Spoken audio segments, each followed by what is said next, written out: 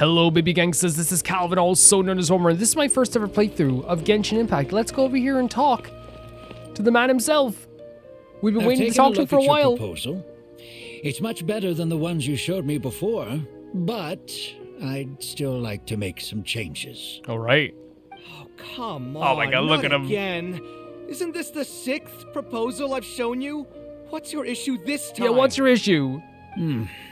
It's a bit hard to put into words, but the design still doesn't look quite right to me. No, it's perfect. I have to say, that's a terribly vague and unconvincing Yeah. explanation.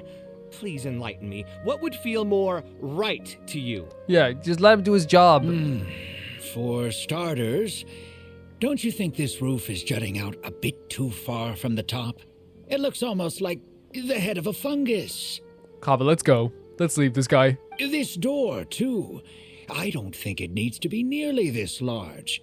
If you could reduce it to around my height, you could use the leftover materials to construct a few more rooms. Oh, he's gonna get interrupted.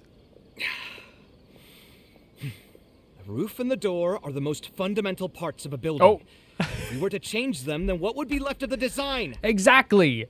Exactly, you tell him. Even if the soul of the building won't be lost, all traces of architectural style would be gone. Anyone with the slightest inkling of architectural knowledge would know to leave them alone. Is this why Kaveh has no money, by the way? Is that like every time he gets a job, they're like, hey, can you just build the door like around my height so I can just get in the doorway? He's like, no. Oh, I understand the principles of what you are saying, of course, but the truth remains that I'm still a bit unhappy with the design as is. Is there anything else that You should be can happy do? you're getting treated as like to a architectural showcase by an artiste. Oh, actually, I just got an idea. Can we get rid of all the extraneous sections on the roof so the whole design will just be one vertical structure? Lord. Oh, Lord. Similar to that of a tree trunk? What? What? Don't architects often say that symmetry makes everything more balanced and pleasing to the eye? This way, the proportions will be completely balanced. Kaveh, let's go. This guy doesn't understand. I really don't know how you managed to come up with such a ridiculous idea. Wait, don't tell me. Someone hired you specifically to commission me and put me through the ringer? Oh my god. Come to think of it, though, I really don't think I've gotten on anyone's bad side recently. No, God, recently. Anyway, that's it. I will not be working on this Okay, commission that's why. anymore. That's why. Goodbye. Maybe you can find yourself some other genius who'll be able to satisfy your demands. Yeah! You tell him! You tell him! What a, he doesn't get it, Kaveh. Young man, please wait. Kaveh literally said, he goes, someone hired you to mess with me, right? I'm not doing this job no more. And the guy's like, no, literally not. He's going to the pub. He's going to the restaurant. And rightly so. Kaveh looks like he's in a bad mood. I should check up on him, for sure.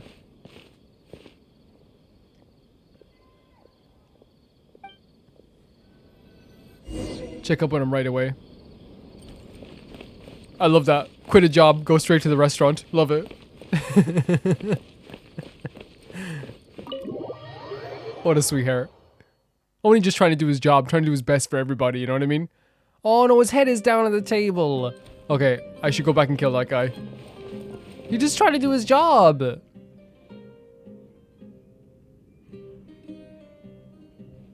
Taking this commission was truly the worst decision ever.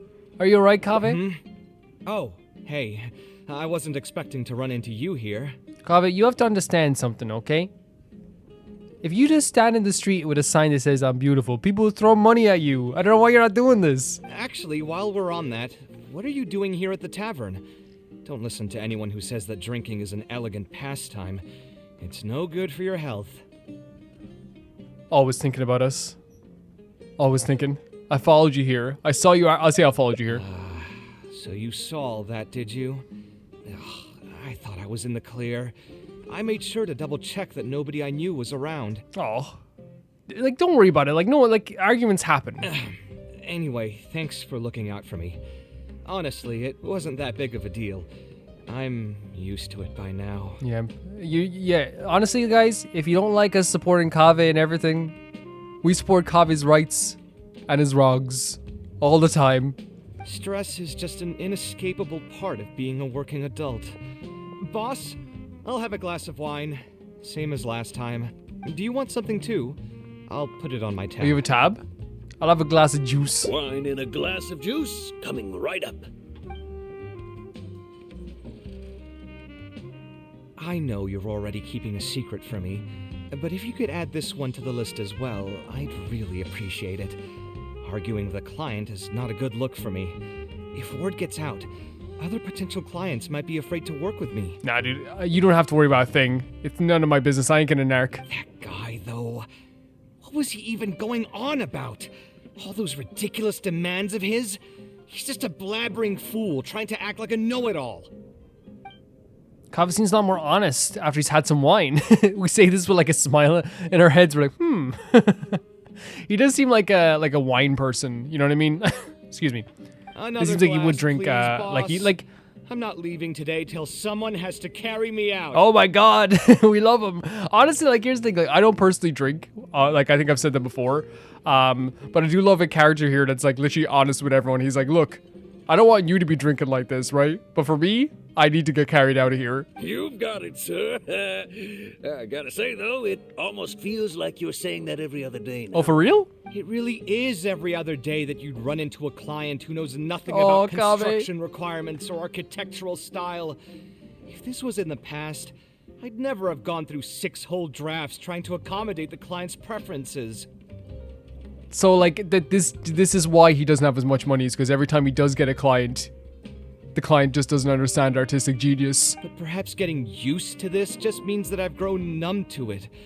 I've worked on so many projects since graduation, and none of them have been approved at the first pass. It's okay.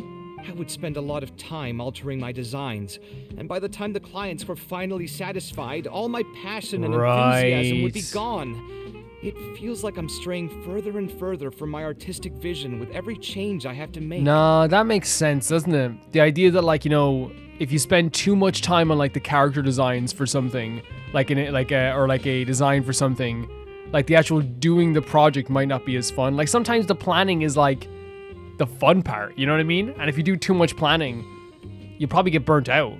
I suppose, though, that just sticking to your guns and completely disregarding other people's feedback would also not be a good thing. Yeah, but like people need to understand that you're an artist. All of this makes for a real paradox, one that particularly crops up in my work, too. In the end, what is the true meaning of art?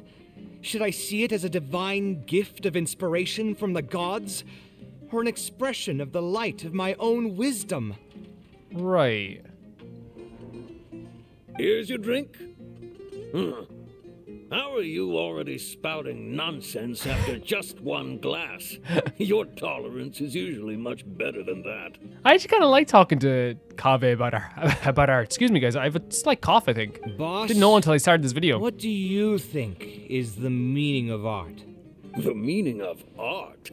Really, my friend, who in Sumeru understands art better than you? You tell him. Personally, I think we talked about before, my understanding of art is always to make people feel emotions. Anyway, I don't know about art, but I do know that I'm interested in business, and some patrons are waiting to be served. So, you'll have to excuse me for now. Just holler if you need anything. What do you think, traveler? Oh. Art is something that resonates with the masses, something that embodies the creator's efforts and dedication. I think, see, here's the thing, I don't think art has to resonate with the masses. But I do think it has to resonate, but I think something that embodies the creator's efforts and dedication is also like a good answer to this. Because like while I think we always go with the answer I'd answer first the first time around. And I think while I do believe it has to resonate, I think the masses is way too big of a concept. Because you can have like a really good art and it only resonates with one person, you know? Exactly. So our thoughts on the meaning of art are rather Did you just a click of the fingers? In Sumeru, and especially Sumeru of the past, the arts are not a popular discussion topic. Trying to talk about the arts is basically the key to killing any conversation. Right. Well, you can talk about it with me all you want. So like he's saying that like you know, it's because Sumeru had a past of like not being that into art and like, you know, shunning the arts. There's still people that haven't really adapted to it. And of course, like if you're like live a life for your whole life where like your memories are like, okay, I never got to see any like plays, I didn't really participate in watching Nilu's dances. Like, you probably wouldn't have that much of an opinion. Like, again, that happens even nowadays where, like, you know, if you try to, like, converse with someone about, like, I know in Kaveh's position it's probably different because, like, he's probably, like, being very, like, you know, very artistic in the way he's approaching things. But, like, if you ever have a conversation with some people, like, you know, some people are like, oh, you know, I just don't really see a movie that way or something like that. And that's fine. You know what I mean? Like, because there's sometimes people talk to me about, like, what they saw in a movie and I'm like, oh, I didn't really see it that way. You know, it's like, it's always really interesting seeing how, like, people have different perspectives on, like, whether they want to talk about art in a certain way or not, I think. It's too bad that I'm not in my best form today. Otherwise, we could have talked about this for a little longer. You're upset. It's okay to be upset. Kaveh still looks dejected, and even the wine didn't help his mood. How can I help cheer him up?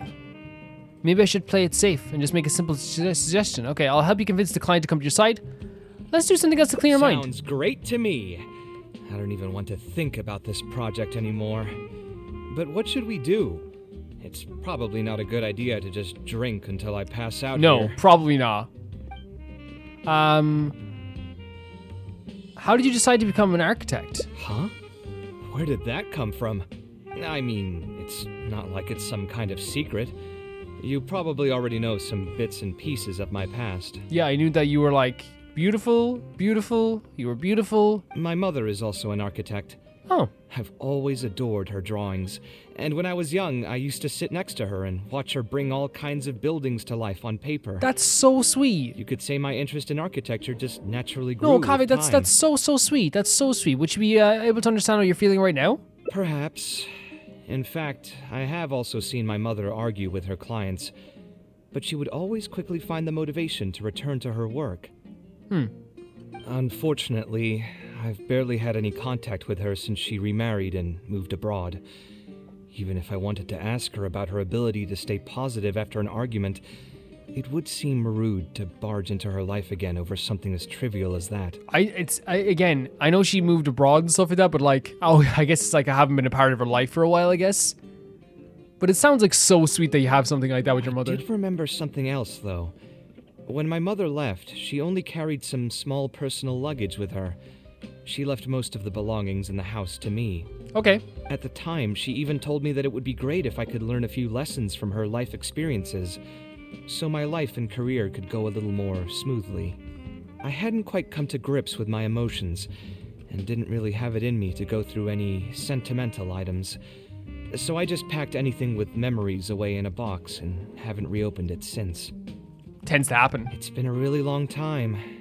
Now that so many years have passed, maybe I have finally developed the maturity I need to face those memories without losing my mind. Okay. Yeah. I should dig it out and take a look. Yeah, I do. You think I can come with you? Honestly, though, like, it's not just about maturity. Like, you know, you can be the most mature person in the world, but things can still upset you, you know? Huh?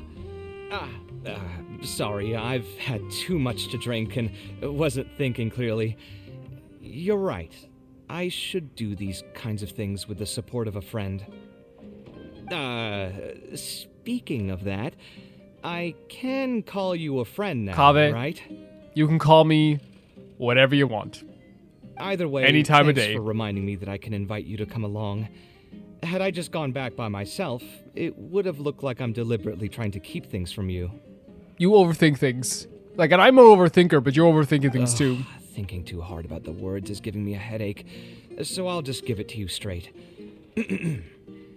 Thanks to your advice, I have decided to put my current projects on pause for now, and spend some time trying to rekindle the passion for my craft. Okay. If you want to stick around and see how this will turn out, you'll be sure to encounter some bits and pieces of my past. Do you think you'd find that too Not boring? at all. I don't think so. All right, then let's head back together. I mean, you already know where I live. Yeah, I do. Who knew that the day would come when I, too, would have some friends over? Oh my god, it's the same friends that Hatham had over last. I should have tidied up the place before I left the house this morning. No, it's cool. Oh, Hatham shouldn't be home now either. He's usually in the records room at this time of the day. Anyway, there's no more time for drinks. I'll go take care of the bill. Do you want me to pay? Honestly though, like, very adorable. like I love he's like, hey, now I'm gonna get to bring friends home as well. It's like, the exact same friend that I'll hate them brought over last time. And that implies that I'll hate them brings people home, like, sometimes. Like, as friends.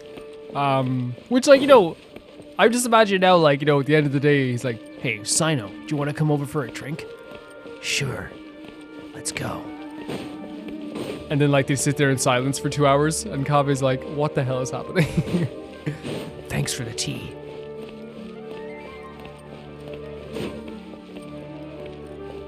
Well, are we far? Oh, no, it's here.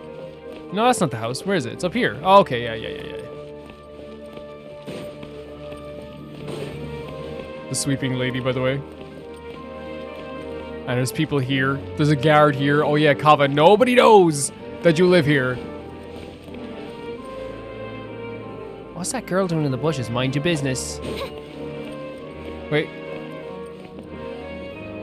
Dance for a sing show.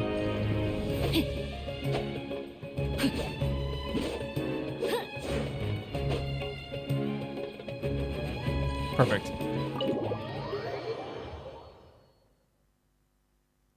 Alhaitham isn't in, so feel free to sit wherever. I'll bring out the box. It's such a nice home, by the way, Kaveh. I can't believe you let Alhaitham live here. If I had a face cam, I'd be looking at the camera like, you know I'm joking, right? What's wrong? Oh, nothing. I just didn't realize how much time had passed. Wow. The box is pretty dusty, which means it's already been a while since I've moved into this place. And many years since my mother moved to Fontaine. The voice actor for Kaveh he's fantastic. And what I appreciate the most is that, like, you know, Kaveh as a character is a character who believes in their own artistry. But like one of the things like it's like that's like very believable about the character is that like they speak in a very like poetic way. Like even if it's the words are just like not even poetic, it's like the way that the tone of the voice goes. It's like I could listen to Kaveh talk for hours.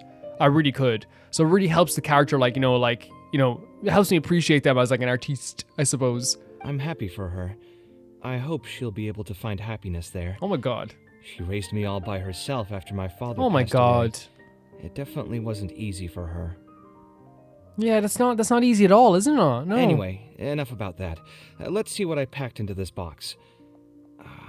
What are all these things? It's a drawing. Is that down by Portomos? Excuse me, Portomos? Sorry, I didn't know I had a cough until I started the video. Is that a drawing? It looks like the place down by Portomos. Oh, I remember now. This is a drawing I made in Port Ormos. Obviously, I wouldn't call it anything special now. It's but gorgeous. I was less than 5 years old when I made this drawing. What? That's more than 20 years ago. You could say it's pretty good for a child of that age. So, if you say more than 20 years, I gotta say that he's probably 26. That's my guess. Now that I've said that out loud, I suppose I do have What are you some on level about? of artistic talent, right? You don't sound as confident as you used to be. For a minimum, a 4-year-old doing that is incredible. Criticism and self-doubt have always been a part of the artistic Okay. process. Without criticism, there can be no improvement. True. It's normal for me to question my abilities from time to time. Yep. Whenever I draw something, I find that, like, sometimes if I think it's bad, I'll come back to it a day later and be like, no, I actually think it's good. Or, like, sometimes I'll draw something I think is amazing. Or, like, at least, like, that fits the purpose of what it is. You know, I'm like, I'm so proud of it. You know, maybe amazing's the wrong word, but I'm like, oh, I'm so proud of this because I'm not that good of an artist. But, like, I'll be like, oh, I'm so proud of this. Then you'll come back to it a day later and be like, actually, there's a lot of stuff I would change about this. Yeah, this isn't as good. No, it's not good, you know? And I feel like that, like, you know, there is, like, that process that's actually very important. I admit that I may have spent a little too long questioning myself this time around. But as you know, the heart tends to dwell on whatever it pleases. True. Anyway, never mind. The more I talk about it, the less confident I feel. Let's see what else we have in the box. It's a beautiful drawing. My building blocks. Oh. It's been years since I've last seen these. When I was a kid, I used to stack them super high, and could even stabilize the tower to keep it from tumbling over. Oh, and this blueprint. I made it by copying my mother's sketch. Oh. And the aspect ratio was horrendous. It's still technically the first blueprint I made myself, though. Right. I was super proud of myself when I finished it, and put it in the same pile as my mother's sketches, hoping she'd notice and compliment me for my good That's work. so sweet. That's so sweet. Unfortunately, my mother didn't realize that I had put it there. When she had a meeting with a client the next day, she handed my blueprint to him by mistake. Oh. The client was completely confused by this new blueprint, but apparently he felt too tongue-tied to question such a famous architect. So he's like, oh, this must be good. This is how art is nowadays. It was only a few days later that he finally gathered up the courage to pay my mother a visit. He asked, "The door in this blueprint is even taller than the roof. Is this supposed to be part of the design?" So that was always like something you really, really enjoyed. And what happened after that? My mother took me with her to personally apologize to the client several times. Okay. She didn't scold me about it in private, though. Instead, she went over all the steps required to draw a good blueprint, and was very patient throughout the whole process. I still remember it like it was yesterday. Yeah, I think she didn't scold you in private because I think she also takes, part of the blame of that. You know what I mean? Like, if you're, before you talk to a client, you should probably double check everything as well, right? IMO. Let's see. Is there anything else left in this box? Huh. It's like a locked book. Yeah, What's notebook this with a again? lock. Ah, this is my mother's notebook. She used to write and sketch in it all the time. When I was a child, I used to be super fascinated by this notebook, and always pestered my mother to let me read it. After asking her a few times, she told me that I could read it as long as I could guess the password. Very sweet. Very sweet. Huh. Wonder why she didn't take this notebook with her. Did she leave it to me on purpose? Probably wanted you to guess the password. You could open it and take a look. If only I could. I never managed to guess the password. Even after all those years? Hey, it's not a matter of time, it's a matter of inspiration. That's what we need to guess the password. Hopefully we actually get it by the end of Who this. knows? Maybe this time something will click in my head, and the answer will just present itself. Let me think.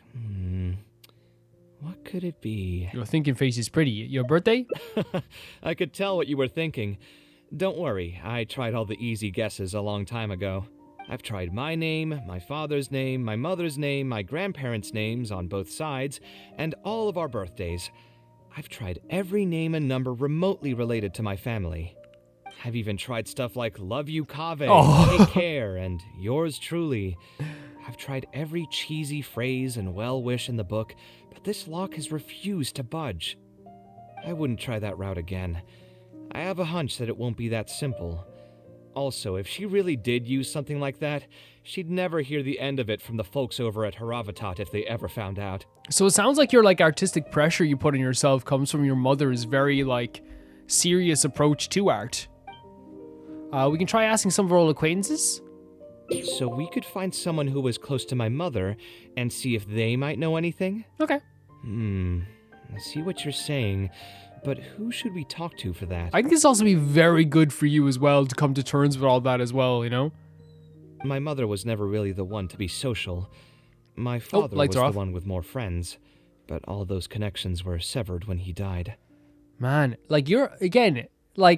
I'm always so impressed by people who can just talk. Because again, he was like, oh, can I come to terms with this? Will I be able to face it? Already so impressed the way you're talking about this. Let me think. Is there still someone at the Akademiya who would know my mother? Ah, actually, there is someone. Professor Zaha Hadi. Who's that? Huh. You've never really heard of her? She's a famous Gasharwar scholar and leading expert in formal garden design. My mother studied under her as a student many years ago. Professor Zaha Hadi published many works during her career, so I was able to learn a lot by studying her essays. If there's anyone who still remembers my mom, it'd be her. She's older now and is no longer teaching at the Akademiya. But if I remember correctly, she spends most of her time around the Bimarstan area. Let's go take a look. We might run Oh into my her God. if we're lucky. That click of the fingers, man. I'll hate them gotta put a ring on those fingers. He gotta. Soon. Probably already has. No doubt about it, the way they bicker. So, yeah, really, we're seeing a different side to Kaveh. Which, we already appreciated Kaveh because, beautiful character, unbelievably handsome. Just straight up, we could say, just straight up gorgeous, right? Just straight up gorgeous. But, also, a very funny character, a very fun character. Yeah, like all those things that we all appreciated so far. But I'm glad we're getting to see this side too. You know? I'm really glad we're getting to see like a very introspective side to Kaveh. Oh! What am I supposed to do now? Forget it. I'll just head back. How is Tighnari? Tighnari, what are you doing here? Oh, it's you. Good to finally see you again. I came into the city to buy some experiment reagents, hoping to bring them back with me to Gandharvaville. Everything he does is for Gandharvaville. But as soon as I got here, I noticed someone banging on Cyrus's door. You've all heard of Cyrus, right? He's an ex-sage and Cyno's adoptive father. I was thinking about going over to ask what's happening. That granny over there may appear old and frail, but her vocal cords certainly sound loud and healthy as ever. Granny? Yeah, she's just over there. You can go check out the situation yourselves in a moment. Oh Kaveh, no. Were you at the tavern? Because we know canonically, Tighnari, Cyno, Kaveh, and Alhaitham all drink together like two, double date parents. I had a quick drink or two. Can you still smell the alcohol? Oh no, not at all. Drinking in broad daylight. Oh god. Really? You want to pass out by the road and get run over by a sumpter beast like some mindless fungus? Huh? Oh no. And you, traveler? You didn't try to stop him? Hey, right? Do you know how hard it is to stop someone from like having a drink after a bad day at work? That's like seems like so counterproductive. Oh, don't worry about it. I do love that, like, I feel like the reason he can, like, approach Kaveh like this is because they are all, like, close. You know, close enough that they, like, are drinking buddies and can talk to each other like this. You look like a wreck, Kaveh. What happened? Are you feeling down again? Again? Okay, so yeah, that's what I'm saying. They are close enough. You know what? I'm hosting a meal at Pardistii tomorrow evening. Do you want to come? Is he saying, like, hey, like, let's do something? Huh? Oh, I had no idea. Let me think for a moment. I'll come if I can find some time. Oh my god, this is like such a, I love this scene. I love this scene. All right, then I'll plan on reserving 2 seats for you. I'll be heading back to Gandharvaville for now. I have a feeling that argument over there is going to continue for quite some time. It might be best if we don't get involved. A granny who lives nearby. Let's go take a look. Yeah, that scene to me is incredible, right? Because it's such like a natural scene. Like, when like, because here's the thing, right? We've all known someone who's like had a hard day at work, who's had a hard day, and they're like, hey, let's just, they're like, just go get a drink during the day, It happens. It happens, And it's clear that like from that conversation we had there with Tighnari, that this is a very common thing. Sorry, bird. Okay, you have crazy physics. Like, oh no, it's just the tree itself. It's very clear that from Tighnari's perspective, Kaveh does this a lot because he gets upset. He gets sad sometimes. And I do think it's also a very normal thing for like a friend to do, a very good friend in Tighnari especially, to be like, look, come to this dinner tomorrow. It'll like cheer you up a bit, And sometimes that's not always a solution, but like sometimes like a short term, like little like, okay, get out there, meet new people, talk to new people, have some food, have a good night, can really refresh you. And I think it's such a cool thing what Tighnari did there. It's just such a simple thing, but it feels realistic. It feels real. Man, I love Sumeru in this light. I really do. There's this old granny. Sha! Ha! So, plan on keeping yourself locked in there, huh? Fine. There she is, by the way, the person we're looking You're for. not going to come out. Then I'm not going to leave. Persistent, very persistent. My tomato was growing so well. It had all the potential to become the best tomato this year. And you cut it straight from the vine. I already told you I had nothing to do with it. Why would I take a tomato that's still weeks from ripening? You'd have to be awfully green as an investigator to think it was me. Well, look, she's here anyway.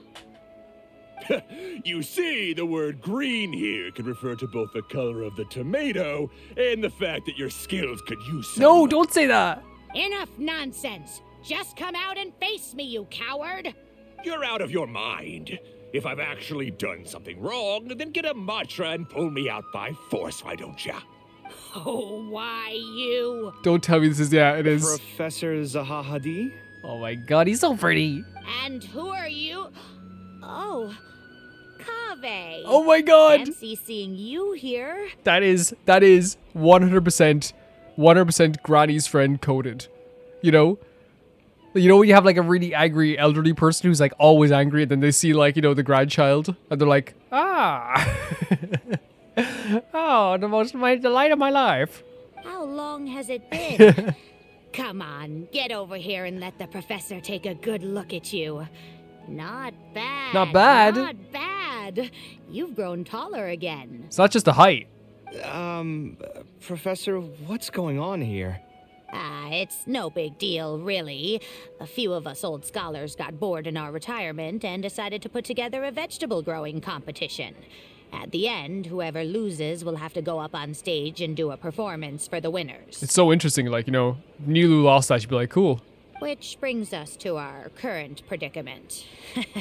My tomato was sure to win until a certain someone decided they couldn't bear to lose. Great voice acting.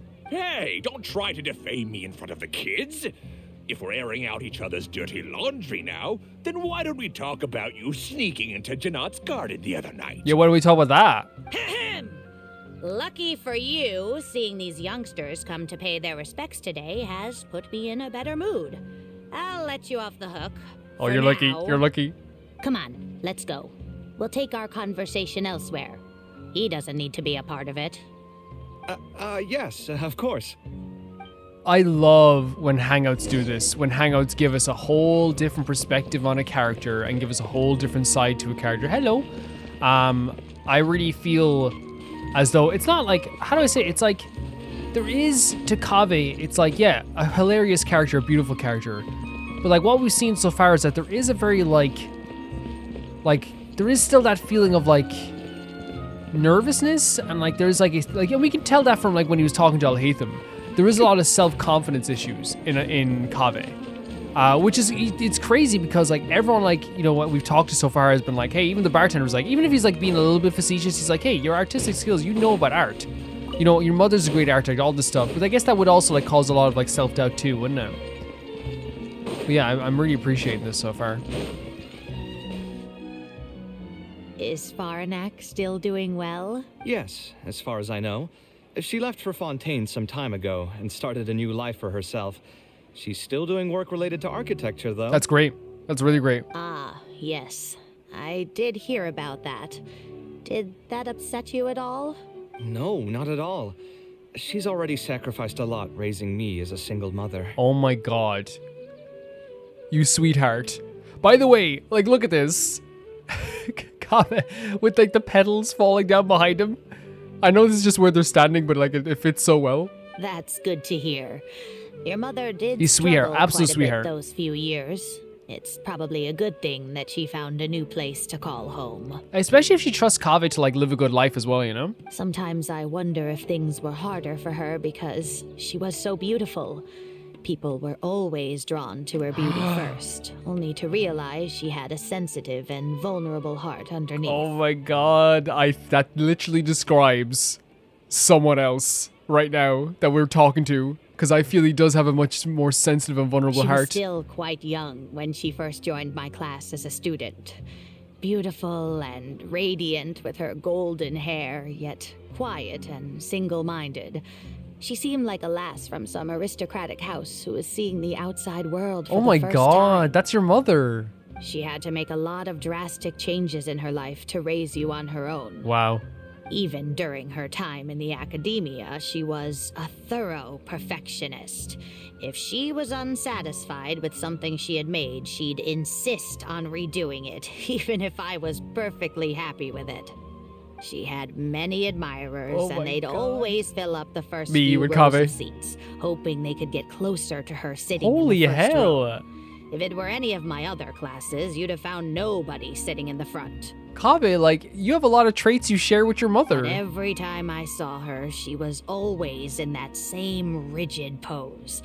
She'd have one hand on her forehead with the other clutching her pencil.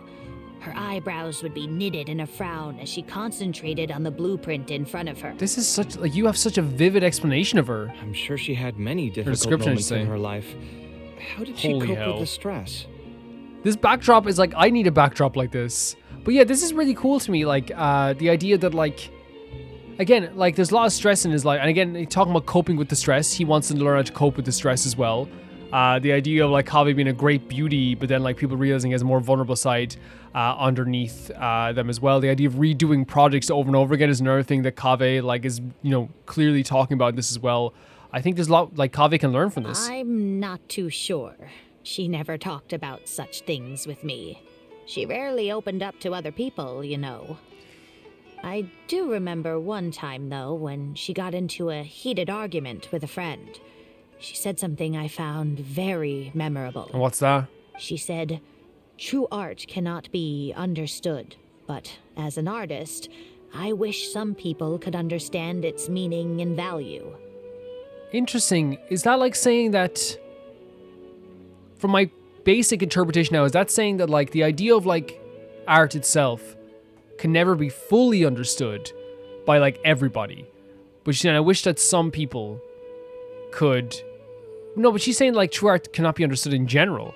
But as an artist, you want to be understood and you want to be valued. If you ask me, that's probably the greatest source of pain for geniuses of their craft. It's extremely hard for them to find someone who can truly understand their ideas. Kaveh, what you think? What you think, Kaveh? So that's how it is. I wonder Oh, if he's the doing it. password could be... Understanding? I tried both just now. Okay. Seems those aren't it either. What are you trying to do? I also love that Kaveh didn't, like, question anything she said, which means that he's probably the best son ever. Like, when she was like, hey, she was beautiful, she was this, she was that, didn't even question it one bit, just like, yeah, I know my mother. My mother left her notebook to me, but it has a password and I haven't figured out what it is yet. I'm trying to learn more about her so I'd have a better chance at cracking the code. Thank you for all that you told us. This hangout is filling me with so much invigoration. I feel like I could go on a 10-mile run. It's the least I can do. Talking to youngsters like yourself makes me feel younger, too. Honestly, looking at you now, I can see how much you resemble her. It's almost as if she's standing right in front of me again. Oh, wow. That's such a sweet thing to say. Your personalities are quite alike, too. You're both stubborn and both a little awkward. Of course, I'm sure the similarities are mostly superficial. But so long as you continue to harbor those traits, you'll find a lot of difficulties in your work. I've taught a lot of students over my career, and in my experience, very few genius architects of Ksharawar ever found happiness for themselves. Right, so it's the idea of, like, they're able to create happiness for other people, but, like, the idea of, like, perfectionism is hard to find true, you know, happiness from that. They would know exactly what they want to express and fight for it tooth and nail, which inevitably led to arguments with their clients. Yep. Some clients would choose to respect the architect's vision or just let the argument go because of the architect's reputation, but those are the rare ones. Yeah, for sure. Because, like, again, a lot of people, like, you know, and you kind of feel from other people's perspective, it's like, hey, you're building something for me that's going to last for a while. I want it to look the way I want it to look. When Faranak first graduated, she was getting into arguments with her clients nearly every single day. I think it only got a little better when she met your father. I see. But wasn't my father from Rotawahist? Could he understand the designs my mother made? No, I think they were probably beyond him, too. But despite that, he still stayed next to her, listening to her joys and sharing in her sorrows. Wow. Faranek had many admirers, but she ended up choosing your father.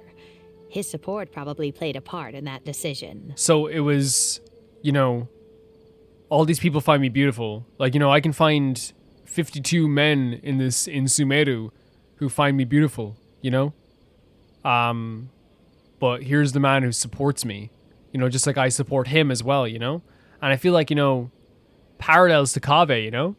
Probably could have anyone he wanted. But then again, I'll hate them as beautiful as well. But it's like more just a case of like, you know, letting him live with him is a very big form of support. So instead of understanding, perhaps all we need is just companionship. Maybe that's what she was trying to tell you. I do love, I love the idea of like her being like, hey, this person emotionally supports me, which I think is great. Like, you know what I mean? Because like the thing is like, you know, like she has all the other stuff figured out. You know, she's very good at architecture. She, you know, has no problem with financials. She has great clients. She has all this stuff. You know what I mean? So like that, I like. She has like a, you know, like how do I say as well? She has like clearly people that admire her, not just people who like fancy her, but people who think that she's like cool, and friends that like her, and people that remember her very well. So she has all those aspects of her life figured out. So like maybe like someone like, you know, just like relationships can be sometimes where it's like, and especially a marriage where it's like, hey, this person always supports me emotionally. This person makes me feel like I'm not, you know, that I have that like support if I ever need it. And I feel like that's really, really cool that she found that in her husband. Maybe that's what she was trying to tell you? Huh. It worked. It worked? Oh, was that the right password? Companionship. Yes! Oh, he's so happy. Then you should be on your way, child. Find a quiet place and see what she wanted to say to you. So sweet. Being the awkward person that she is, I suppose there were many things that Faranet could never say out loud. Instead, she probably left them in her diary, hoping that they would make their way to you one day. Right. If you're ever in a mood to chat again, just come and find me here. You're always welcome to discuss architecture topics with me as well. Thank you so much, Professor. His voice is so sweet. There's no need to be so formal. I'll let you kids go. It's time for me to take another stroll around the vegetable garden. I wonder what my mother could have written about. Kaveh starts quickly through the notebook, reading the lines in elegant handwriting. They all say Zaha Hadid's class is the toughest, but I think it's actually not too bad. On the other hand, though, structural mechanics is definitely a pain, no matter how you try to approach it. I doubled down and managed to get through it in the end. Okay. I met someone special. At first, I didn't think much of him, but now, I feel very happy whenever I get to spend time with him. We decided to name our son Kaveh. There it is. I don't think a younger me would have ever imagined forming such an intimate bond with another person. Back then, I lived only in the shadow of myself, as well as that of the dream in my heart. The bad news came. And even though it's been several days now, I still can't bring myself to come to terms with what Holy hell. My eyes are so swollen it's hard to see. What if they're all lying to me? And this is just a long, cruel dream. But I have to face reality. I still have someone to take care of. Oh, man. No matter what happens, I'll do my best to raise my son on my own. So she was like obviously going through an unbelievably hard time, of course, without her, you know, without her husband. And the first thing she thinks of is like Kaveh. You know, I have to take care of Kaveh. Huh? Is this a drawing? Seems like it was done by my mother. Oh my god, it's so good. This blonde man was probably my father, but who are the other people in the picture? Huh? Why do a few of them look somewhat familiar? So if we're looking at this picture here, like we have the ears like it started, but like, yeah, the blonde, I just wanted to see the blonde man again. That's all I wanted to see. From the dates in the notebook, she probably drew this more than 30 years ago. Oh my god. I hadn't even been born yet. Maybe we were thinking too much. Oh, there are a few lines written in the diary about this as well.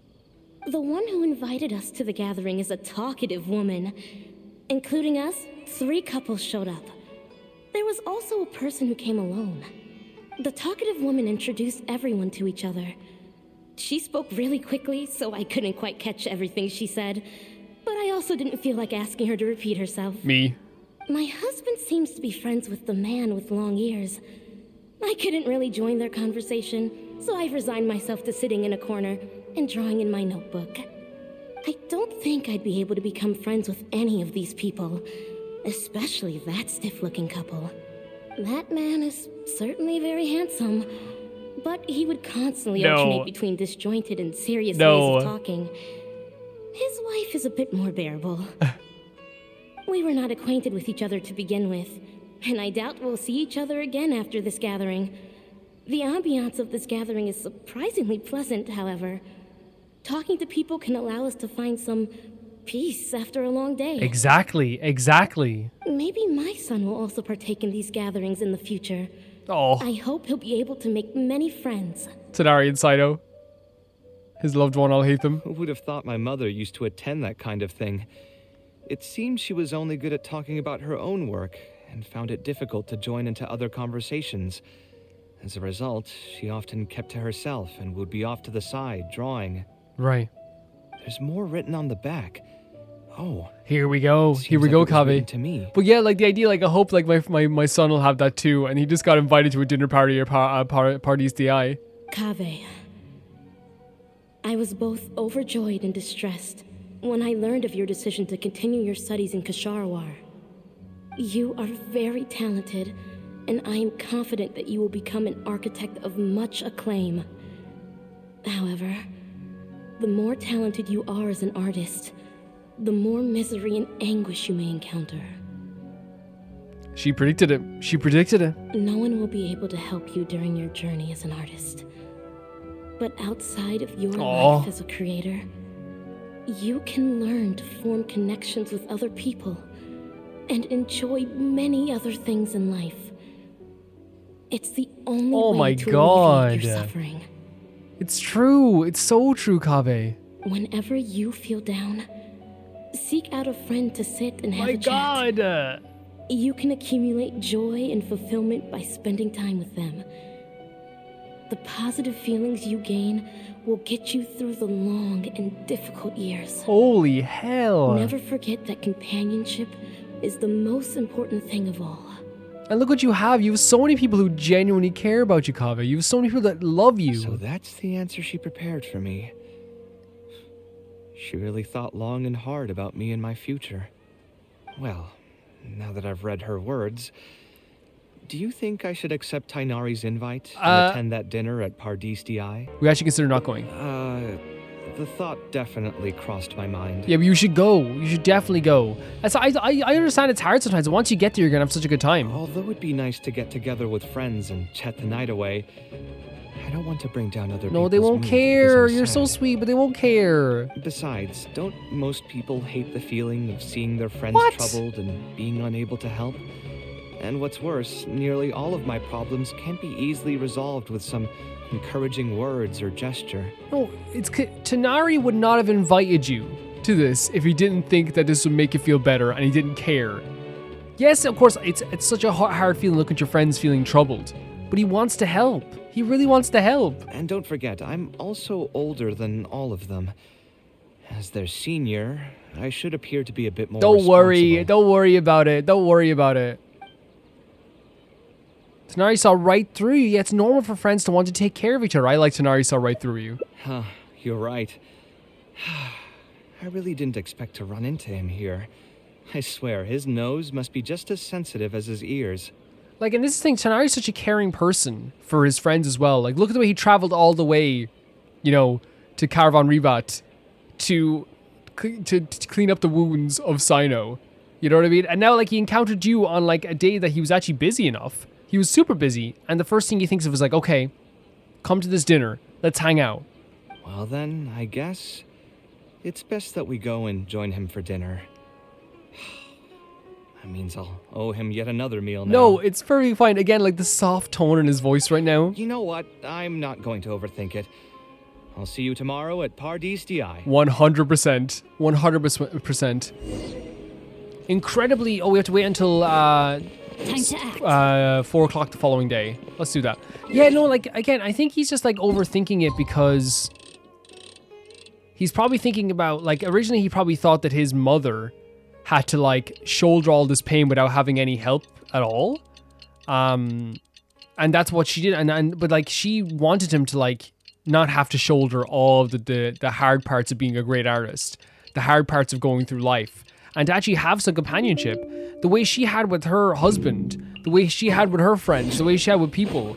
Although like obviously like 100% what we have here with Kaveh is a little bit different, of course, but it's still the same principle. She didn't want you to suffer alone. Ah. Very sweet stuff. Unbelievably sweet stuff here.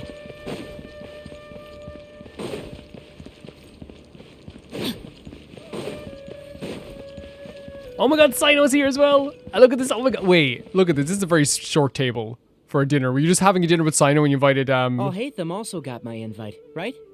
Will he be coming to join us? Alhaitham's coming too? That guy, he's never been a fan of social gatherings. That guy, by the way. I wouldn't get my hopes up if I were you. That guy. Are you sure? All right then. I guess we will. I love that they all have like, again, we saw it in the demos and the teasers and stuff like that. I love that they have like dinner parties and like get-togethers and they go out for drinks together. It's the best thing ever. Go. It's my favorite thing. I mean, maybe we should give him a little more time. Oh my we can god. keep chatting for a while longer. Again, this is the 12.5-year marriage when they complain about each other to their friends, but they're still like adore each other. Oh, sure. Sarah's like, yeah, whatever. You still haven't told me, what's the occasion for getting us together here at Pardis DI? Yeah, what's the occasion? We're celebrating the end of the first phase of Kale's studies. Whoa! I wanted to thank you all for the help you've given her along the way. So cool. Then where's Kale? She said she wanted to show everyone a bit of what she's learned, so she's still doing some last-minute prep at home. She'll be here shortly. Sumeru crew, right? Anyway, let's get started. To tell you the truth, I'm actually not so confident that the second phase will go as well as the first. I think she's very smart, and she's very sweet, and she's very adaptive. The curriculum will become a lot more involved, okay. and I'm worried that she won't be able to get through all of it. I was hoping we could brainstorm about it together before she gets And that's here. why Tonari's so sweet, by the way. He's always like telling Kale to get to bed. She saw it as kind of like, I think she knows he cares, but she also saw it as kind of like, oh, like I wish I could do more stuff. But he's always just like, hey, get to bed, because he knows the studies are so hard. I knew this wouldn't be just a simple free dinner. Is that why you also invited Alhaitham? This is a sweet moment, Kaveh. Yes, I thought it would be good if we could all put our heads together about this. Anyway, let's take a quick trip down memory lane. What did you guys do when you ran into a problem that you didn't know how to solve? Or got assigned a project that you knew you weren't going to finish on time? Never happened to me. Yeah, yes, I know. I don't know what you're talking about. I'd just pull another all-nighter. You two are hopeless. Does anyone have a more useful answer to the question? Perhaps you could adjust the pace, but I do love it's like completely to their personalities, right? The very like, you know, like kind of erratic, you know, changing the formula all the time, staying up all night with Kaveh, and then like with Sino, it's like, I don't have these issues. Ooh, that's a good point. Confidence is the most important thing. Once you lose your sense of confidence, it'll become all but impossible to find the motivation to study. This could be a potential direction. I have already redesigned the literacy curriculum, and I was originally hoping to ask Alhaitham for his opinion, but... It's very simple. Oh! Instead of focusing on the amount of material you would like to teach, focus on the amount the student would be able to remember. Yeah, actually very good answer. Wow, you actually showed up. I could probably count the number of times you've actually come to gatherings like this on just one hand. You never want to do anything. It's still more than the number of times you've managed to get a proposal approved on the first try. As long as you're still aware. So, what made the difference this time? Are you looking to drink your sorrows away with some friends? That's your purpose for being here, not mine. Don't project your ways of thinking onto me. Oh my god. So you're saying the only reason you came is to help Tainari with his brainstorming? I mean, I guess that's the reason to be here. Precisely. Kale will have a long Oh my road god. in front of her. This like is so like found family, right? It's so like everyone's like supporting Kale like this. Hey, just to get one thing clear. Even if Kale manages to make her way to the Akademiya, we cannot my let God. her enroll in her avatat. Kasharawar is obviously the best choice for her. She's been a trainee forest ranger for so long. I'm gonna die. She'll definitely I'm gonna be die. good with her hands. I'm gonna die. They're talking about what's the best place for her to go after this. You know, like again, it's literally like auntie and uncle. You know what I mean? Like when it's like none of their, it's like really not their decision, like to talk about the daughter like this, but they are like they still care so much. You know what I mean? They still care so much, and they're having debates about whether she should actually go to this like school or not. What are you saying? Spontamon Look is at the this. better choice. It's where I graduated from, after all. They're not even hiding it. They're not even freaking hiding it. I'm sorry. They're not.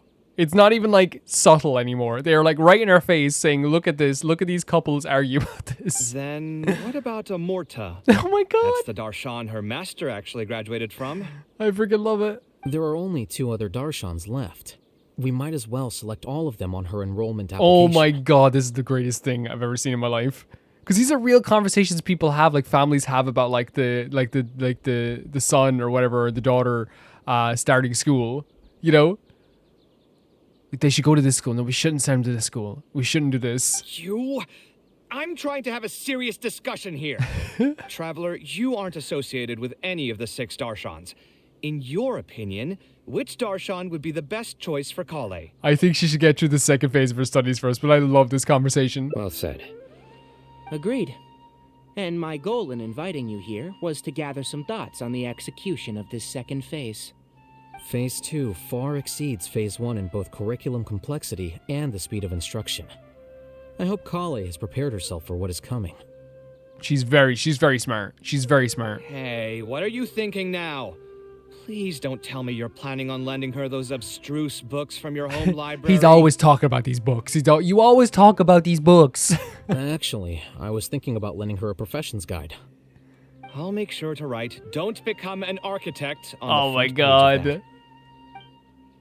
But don't you love your job, Kaveh? that. You're right. I can't deny that. Oh my god. Is there another phase after Phase 2? What's the ultimate goal of all of this?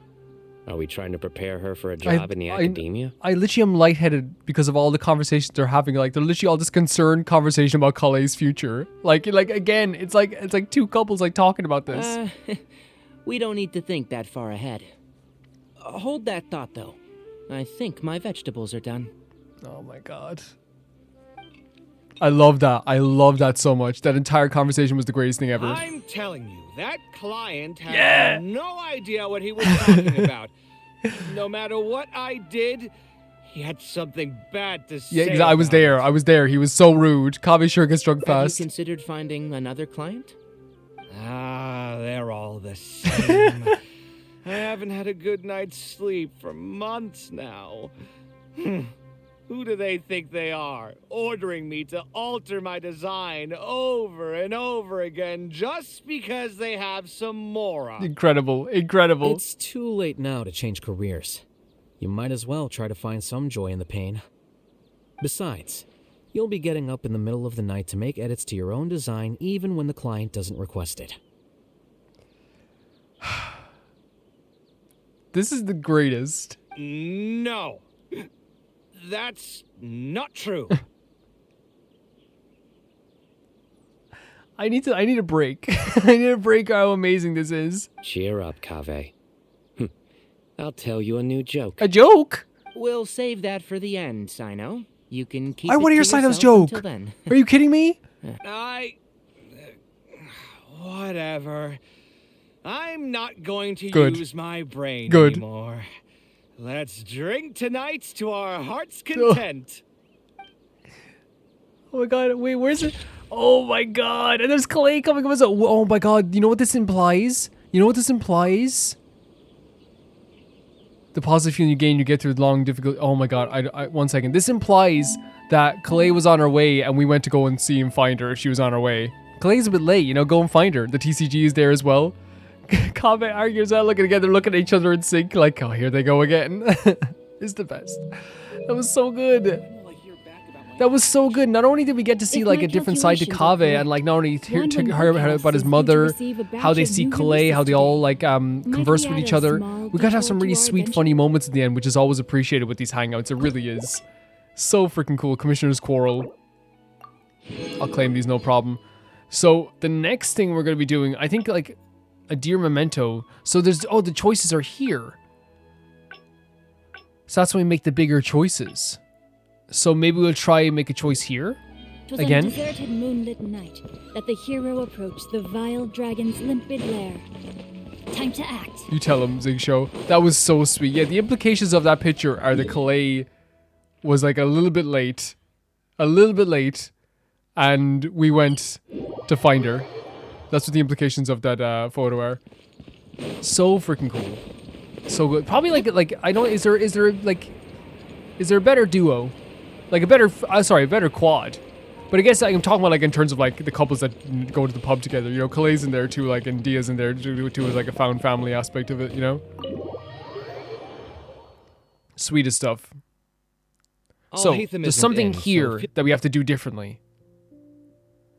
Put it aside for now, okay? Yeah, you're right.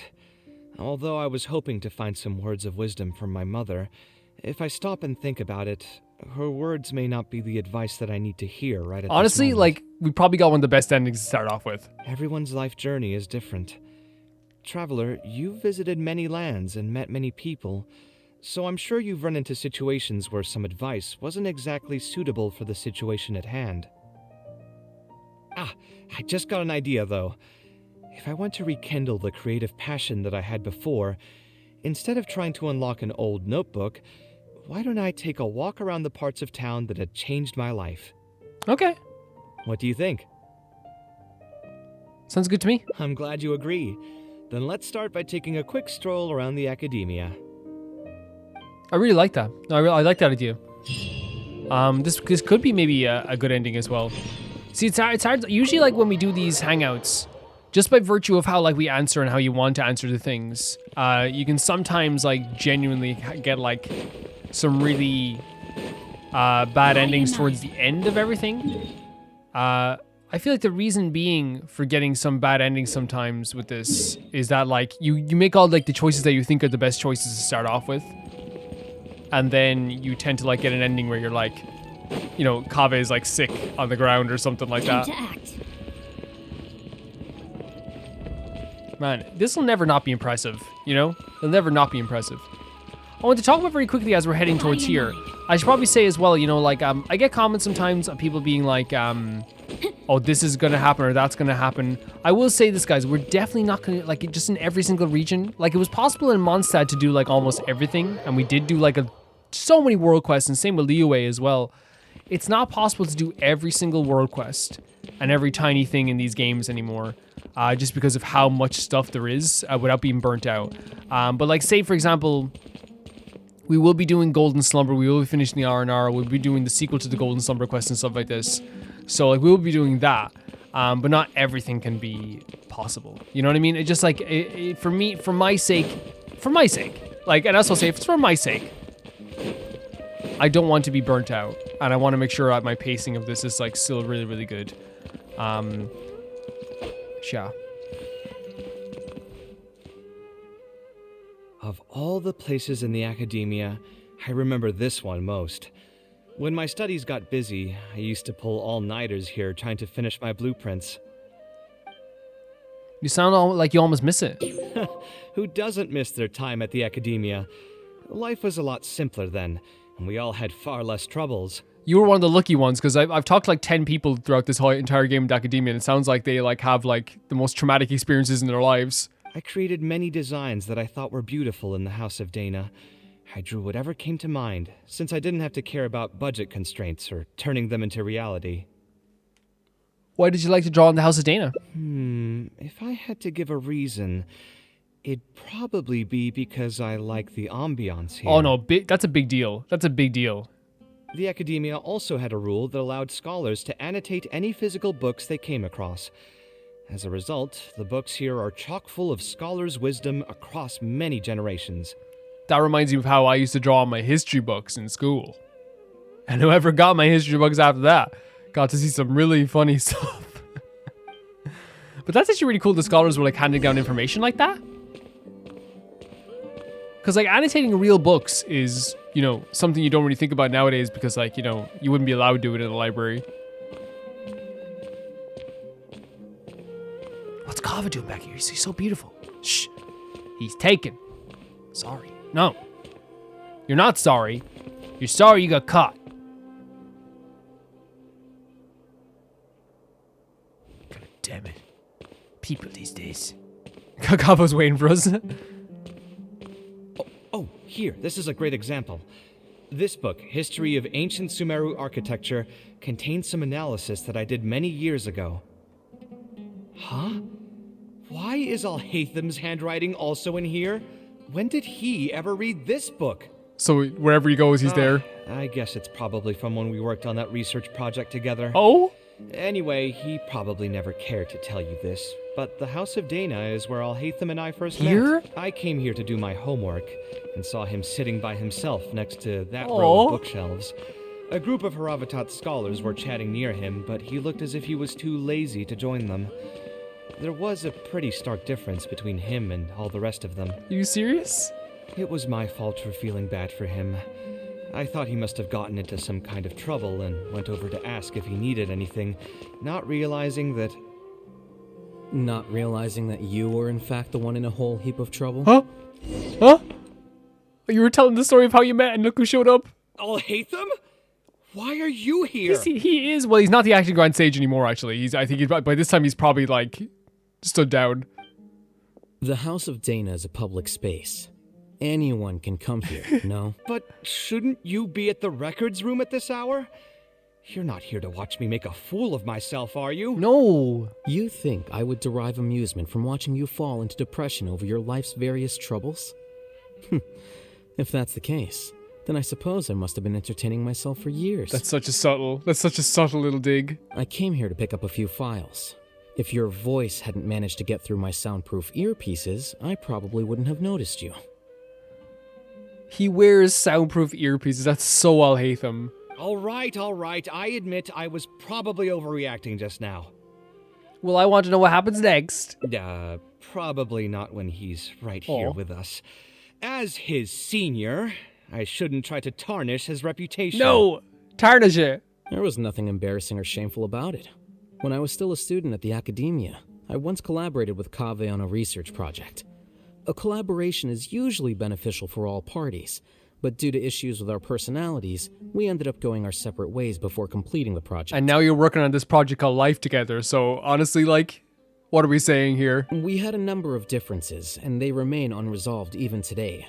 But there's no point going into that right now. The more important question is, why are you at the House of Dana? Kaveh's feeling a little... Honestly, like, the whole Sumeru crew, like, here, like, the Sumeru boys, like, save some pretty for the rest of us. As a senior scholar, isn't it my responsibility to offer my friend a quick tour and explanation of the Akademiya's architecture? Yeah, it's his responsibility. I see. Then let me guess. Your next stop will be the pavilions around Razan Garden? Our famed architect sure loves showing off that corner to all his friends. Wait, did you showing other people this as well? Oh, and Kaveh, a lot of the books you annotated have been moved to the innermost section of that bookshelf over there. You'll have to dig them out yourself if you need to find them. What do you mean? Huh? But why would you know that? Don't tell me you finally had an epiphany and realize that there's great virtue in respecting your elders' work. I bet there's like 2 years difference between the two. Sure, if that will give you some self-confidence. Leave any words of thanks you may have to the ex-Grand Conservator. The last time he was here, he was complaining that he had received reports from current students. No. The main grievance being that the annotations are too long and difficult to read. Oh my god, why are you in the Akademiya if you can't read big long annotations? Leave Kaveh alone, everyone. Now you all hate him. You can talk to him however you want. As a result, he's your man. Annotated have been Who am I moved to the back judge? shelves. What? But all of my annotations were extremely important. Instead of reporting me, they should have been thanking me for my service. Yes. The notes that I took, They couldn't have asked for a better analysis of those books. I agree. I haven't seen them, but I agree. Just you wait. I'm going to fix this right now. I'll dig all the books out and return them to the Yeah, proper let's do it. shelves. I'll help. Oh, we'll wait. Waiting is about all we can do. Again, like, I'll hate them. Like, getting a chuckle out of I'll hate them is always the best, you know? Anyway, you were about to say he's feeling a bit down? Okay, you can't deny that he cares so much. He was put through the ringer recently by a particular difficult client. Put through the ringer.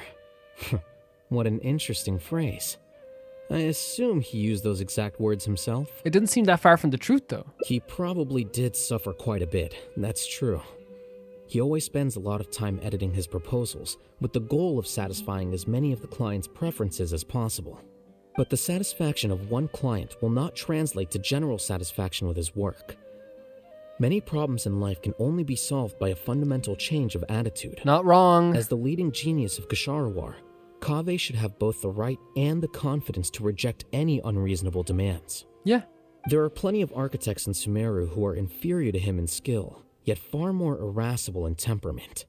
What's more, there are plenty of people who look up to such individuals as paragons of staying true to one's principles. So what he's saying is, is he saying that like Kaveh does change everything to stick to the client, and because he doesn't, because he doesn't stay true completely to his principles, he doesn't get as much respect? Is that what we're saying?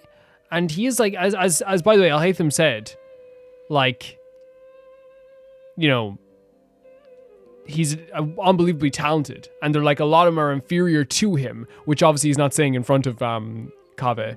Also saying that he gets angry easily, I guess. Irascible, irascible in temperament. Okay, so the problem is with Kaveh. Clearly, his predicament is inevitable, since he holds other people's feelings as more important than his own. Oh, man. Of course, each person is different, and we should respect the paths that they have chosen for themselves. Right. Admonitions will serve no purpose. People tend to succumb to familiar pitfalls, and this is especially true for those who believe it's their duty to carry more burdens on their shoulders. Like the idea that like someone's like, it's like, I have to do this. This is my job. Isn't that for everyone? You know, he even said it before. Isn't it normal to stay up all night? Doesn't anyone feel this is the way you're supposed to do it? Oh, look, I'm just looking to the books. I'll hate them. Look at him. He's looking to the books. Looks like you were having an enjoyable chat while I was gone. Were you talking about me by any chance? Yeah. What do you think? He loves getting under his skin. What else is there to talk about? Surely no one would be interested in talking about the files that you were browsing through earlier. Anyway, you should take a look at this. Look at this comment on page 82. Dear Kaveh, thank you so much for annotating this book in such detail. It was a great help to me. He found the one book. See that? Now that's how a student should treat their seniors. And it looks like you're already in a much better mood now. It really doesn't take much to make you happy, huh? I mean, he was in such a rush to change it. Me? To happy? Get the books back in the normal place. I'm mocking that retired blockhead for being so full of himself. He understands nothing about the true beauty of architecture. When I can find some time, I'll have a serious talk with him about making sure these books are put where they belong. Why don't you just move all the books yourself? It's not like he hasn't cursed you out before. What was that nickname he gave you while you were in the Akademiya? The Urchin of Ksharawar? Wait, what? Is he saying that like an urchin is something that like attaches itself to someone, isn't it? Like that's what it is like? Kaveh had a habit of scribbling and writing in all kinds of books. Right. Hey! You didn't need to bring that up. At least not when I'm still standing here. So what Kaveh's saying is, I don't mind you talking with me, just not when I'm right here. Oh, actually, I also found a really old sketch in one of the books over there. See? Doesn't it remind you of something? An arch bridge? Huh? Don't tell me even you don't get it. Don't ask me. This is the time you specifically put aside to brag about yourself. Feel free to hoard all the spotlight you want. Oh my freaking god. This is literally us standing between the two of them as they do this. You... In that case, allow me to explain. Although this sketch is a little abstract, you can plainly see from the road plans that this was an original concept for the expansion of Port Ormos. Just like you also drew something when you were a kid from Port Ormos as well. We can also plainly see that the designer was a huge fan of this project. It's the project he loves to talk about the most, second to the Palace of Alcazarzare. Wow. If I don't keep bringing up the neat projects that I've done, how would anyone know that I was the one who did them in the first place? Right too. Let people know. There shouldn't be any complaints about Port Ormos. If I remember correctly, the construction process was very smooth. Everything was made ready ahead of time, and there were very few safety concerns. So you designed Port Ormos.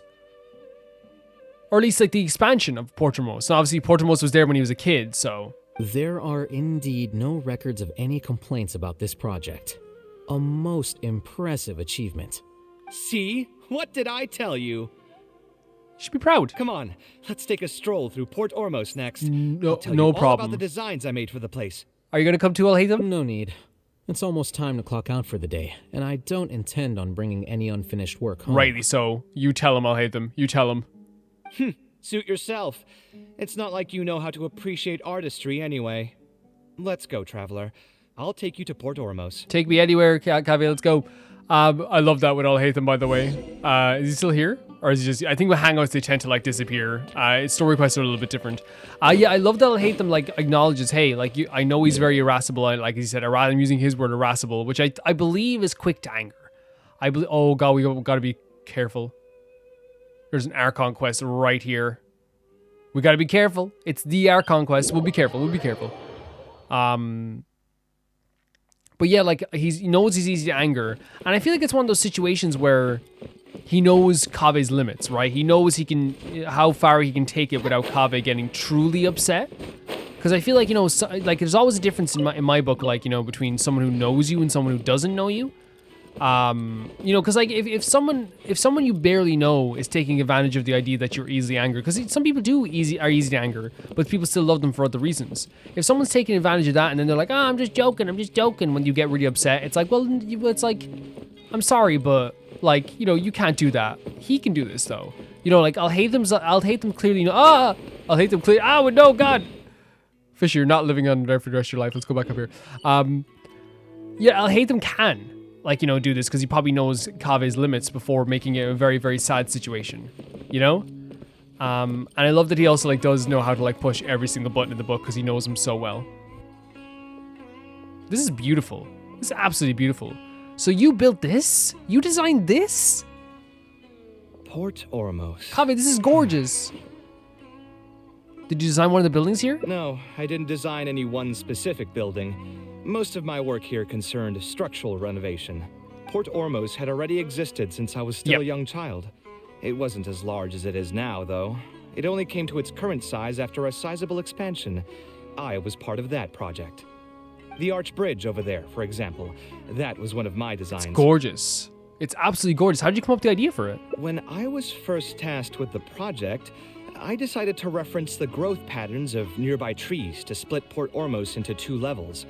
My goal was to improve the overall utilization of space. We ran into a lot of issues during construction, but thankfully, we were still able to achieve the original vision. Residents can now behold all the ships entering and leaving the harbor from the vantage point of the bridge, while visitors can recognize the site of Port Ormos from a long ways away. That's so smart. I was still young and new to the trade back then. I could hardly believe that an idea in my head could become reality and remain in the world for many years to come. The true cornerstone of the creative process. The point about the design that will be ultimately used to judge its true worth. It was the first time that it became crystal clear in my mind. That's great. Once built, a building will continue to stand. Countless people will see it, and countless more will step inside it. Its final worth, whether it's good or bad, will be assessed by the countless generations of people that interact with the building during their lives.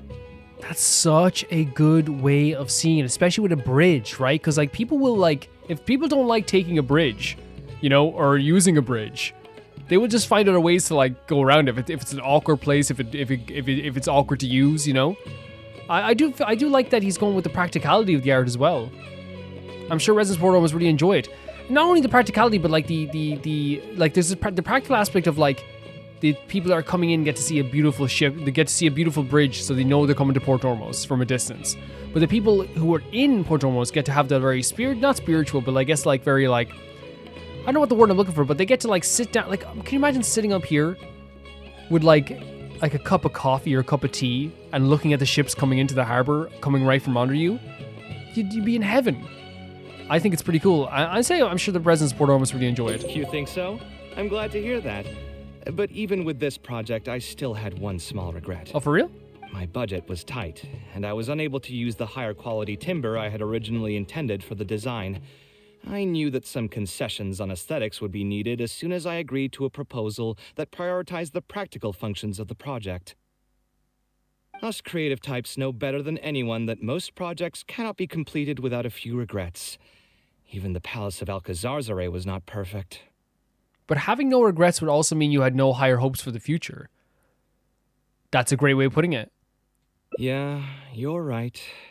I should learn to look toward future opportunities and believe that any regrets I have can be overcome in time. Yeah.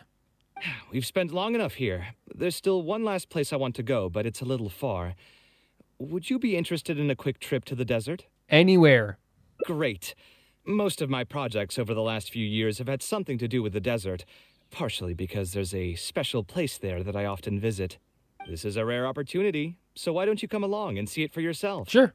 If you ever feel down, maybe you'll be able to go there and feel better too. The click gets me every time. So this is a place that makes him feel good. It's a special place that makes Kaveh feel good. I love that aspect of the story there, like just standing on the bridge with Kaveh, like talking about like his feelings on like his, or like his, I guess his regrets on his past architecture, even Alcazari. Can we go to Alcazari really quickly, by the way? Just very, very quickly. It's over here, isn't it? No. Where's Alcazari again? It's up. No, it's up here. Yep, it's up here. Here we are. I just want to look at it really quickly, because here's the thing, like the idea of a regret doesn't just come from, yeah, it's gorgeous. It doesn't just come from the idea that, you know, something's beautiful or something's fantastic, right? I do think that the person you want designing your building, the what place you want to build, I do genuinely believe that the person you want designing your place next is someone who did have regrets about their last project. I know it sounds weird, like, but I think you guys would say, like, you know, oh, we can take a little picture here. Perfect. I think that, like, what I'm getting at with that is, like, you know, if I'm hiring someone to, like, it's beautiful, it's so pretty, to build something for me, I think that if they had no, did you build a freaking pyramid? Did you build a big temple? Did you build a big temple? There's no freaking way. I guess they're not really like pyramids, are they? They're just like, well, what would you call them? I guess just like the structures here, I guess. I think we just associate the like kind of like deserty areas with kind of like pyramids and stuff. I guess they're kind of like very inspired maybe. But yeah, if I hire someone who like was like, oh, I could have done better on this, I could have done better on that. Look at him just sitting there. What a day in the sun. Then it's like, okay, he's gonna do a lot better for me next time. And yeah, he might have regrets about the stuff he did in mine, but I'm going to be happy. But this architect is never going to be truly freaking happy with the work they've done. Which to me is sad, but at the same time for the client, probably a big bonus. I've had these like TV lights on my TV for a while. For years now. Since like 2019 at the very least. And what's funny about them is that like I never thought, like I always had it like the shade of purple color, and I've changed today. I was like, okay, why not just start changing colors for, oh my god, it's so crazy. It's so crazy, isn't it? Why not change the colors for what we're playing sometimes? I just don't know why. Like it's not that I didn't think about it, it's just like I always like the purple color the most. And we've done it before, but I haven't done it in a while. Look at that, you built that? And like today I have like a very cool shade of dark kind of like green behind the TV as I'm playing through Sumeru. Like unless you can literally just change it to like an orange color right now if you wanted. It's really cool.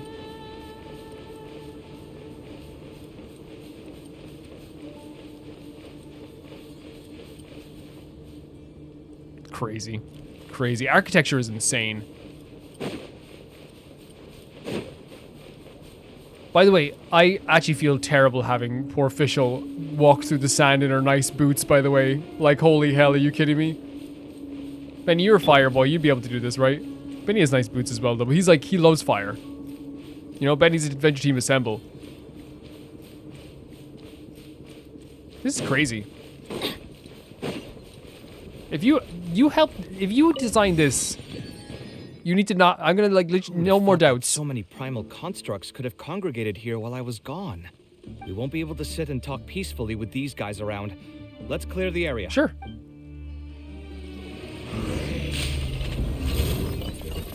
Oh, we get to use Kaveh's. Okay. Let's read his towns. Let's do it. Because we're going to be using him at some point as well. So Artistic Ingenuity uses America's mapping ability for offensive purposes. Initiates radio scan that deals AoE dendro damage. It will also scan all dendro cores in its AoE and cause them to immediately burst. Okay. And then it also says Mekra was created through the modification of ancient technology and may have other functions apart from mapping work. And the Painted Dome. Completely unleash America's energy and creates a cubic scan space dealing AoE dendro damage to all opponents within it, causing all dendro cores in AoE to immediately burst, granting Kaveh the following enhanced combat abilities for a specific duration. Increase Kaveh's normal charged and plunging attack and AoE, converts it to dendro damage that cannot be overridden. All dendro cores created by your own party members through bloom reactions will deal additional... So this would be fantastic to pair with Kale or Nahida as well.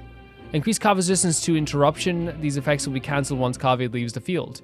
Every building style includes the architect's unique worldview, and from this angle, one can say that buildings themselves are coalescences of human memories. Really beautiful way of putting it. Unbelievably beautiful way of putting it. He's also a heavy attack user, by the way, which is cool. Okay, let's try.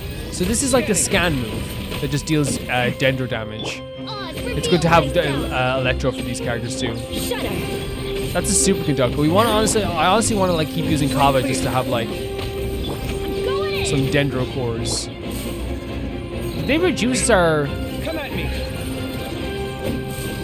Oh, and like I love that. Like, yeah, look at this.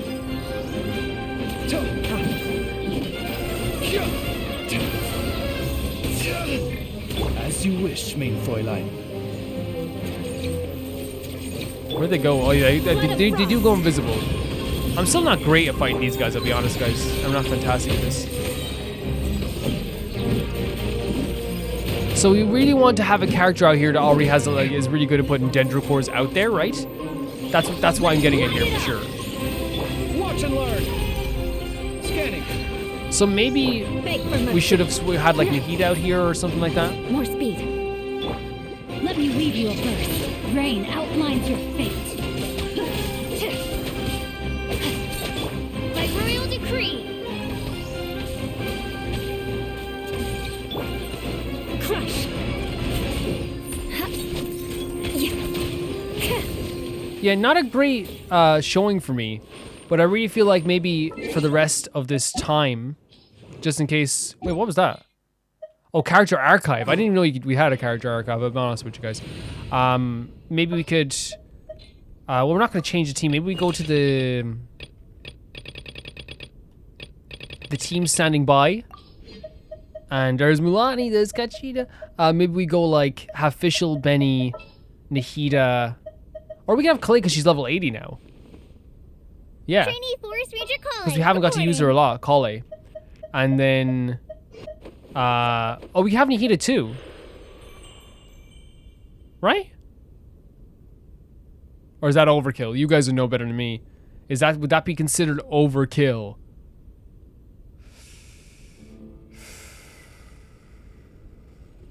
Maybe we Xingqiu. Justice. Because it's only if he joins our team again, right? But yeah. Isn't this place great? I often come here to clear my mind it's when I'm dealing gorgeous. with a difficult situation. The whole desert is gorgeous, Kaveh. You know what I mean. Everyone finds themselves in frustrating situations once in a while. Oh yeah, 100%. Just take me as an example. My family life got shaken up quite a bit when I was young. I struggled in school, and I got into a huge pile of debt building the Palace of Alcazarzaray. Although Al-Haytham thinks that it's because of my personality that I continue to live in the shadow of the past. He does. I think it's also just a part of life. Plus, if I look back, I've honestly had my fair share of good luck as well. I think it's hard as well when you're past, like, especially with your mother, parallels, like, you know, your own experiences so much. You could probably say I've followed in the path of my mother. Like her, I've gained a name for myself as an architect, built something that's seen as my magnum opus, and found many projects that others have entrusted to me to finish. You also haven't completely lost your passion for life. Life is too boring when you live with no enthusiasm and passion.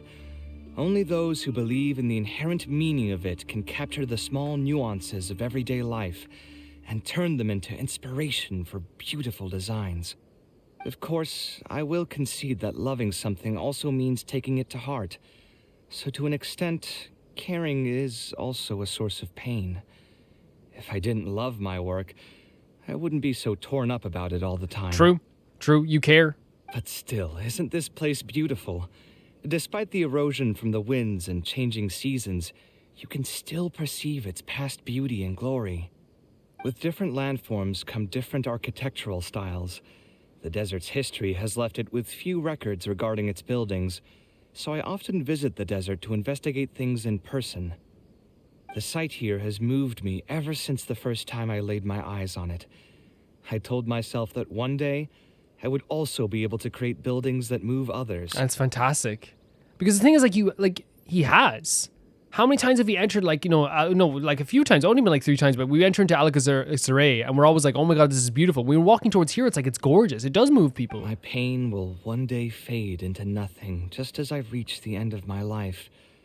But buildings are different. I mean, we said this, remember it said it in the description of his moveset. His skills, his talents, his skills, where it said that the buildings are like, you know, almost monuments for memories almost. They are far more valuable than most materialistic things, and far more durable than human flesh.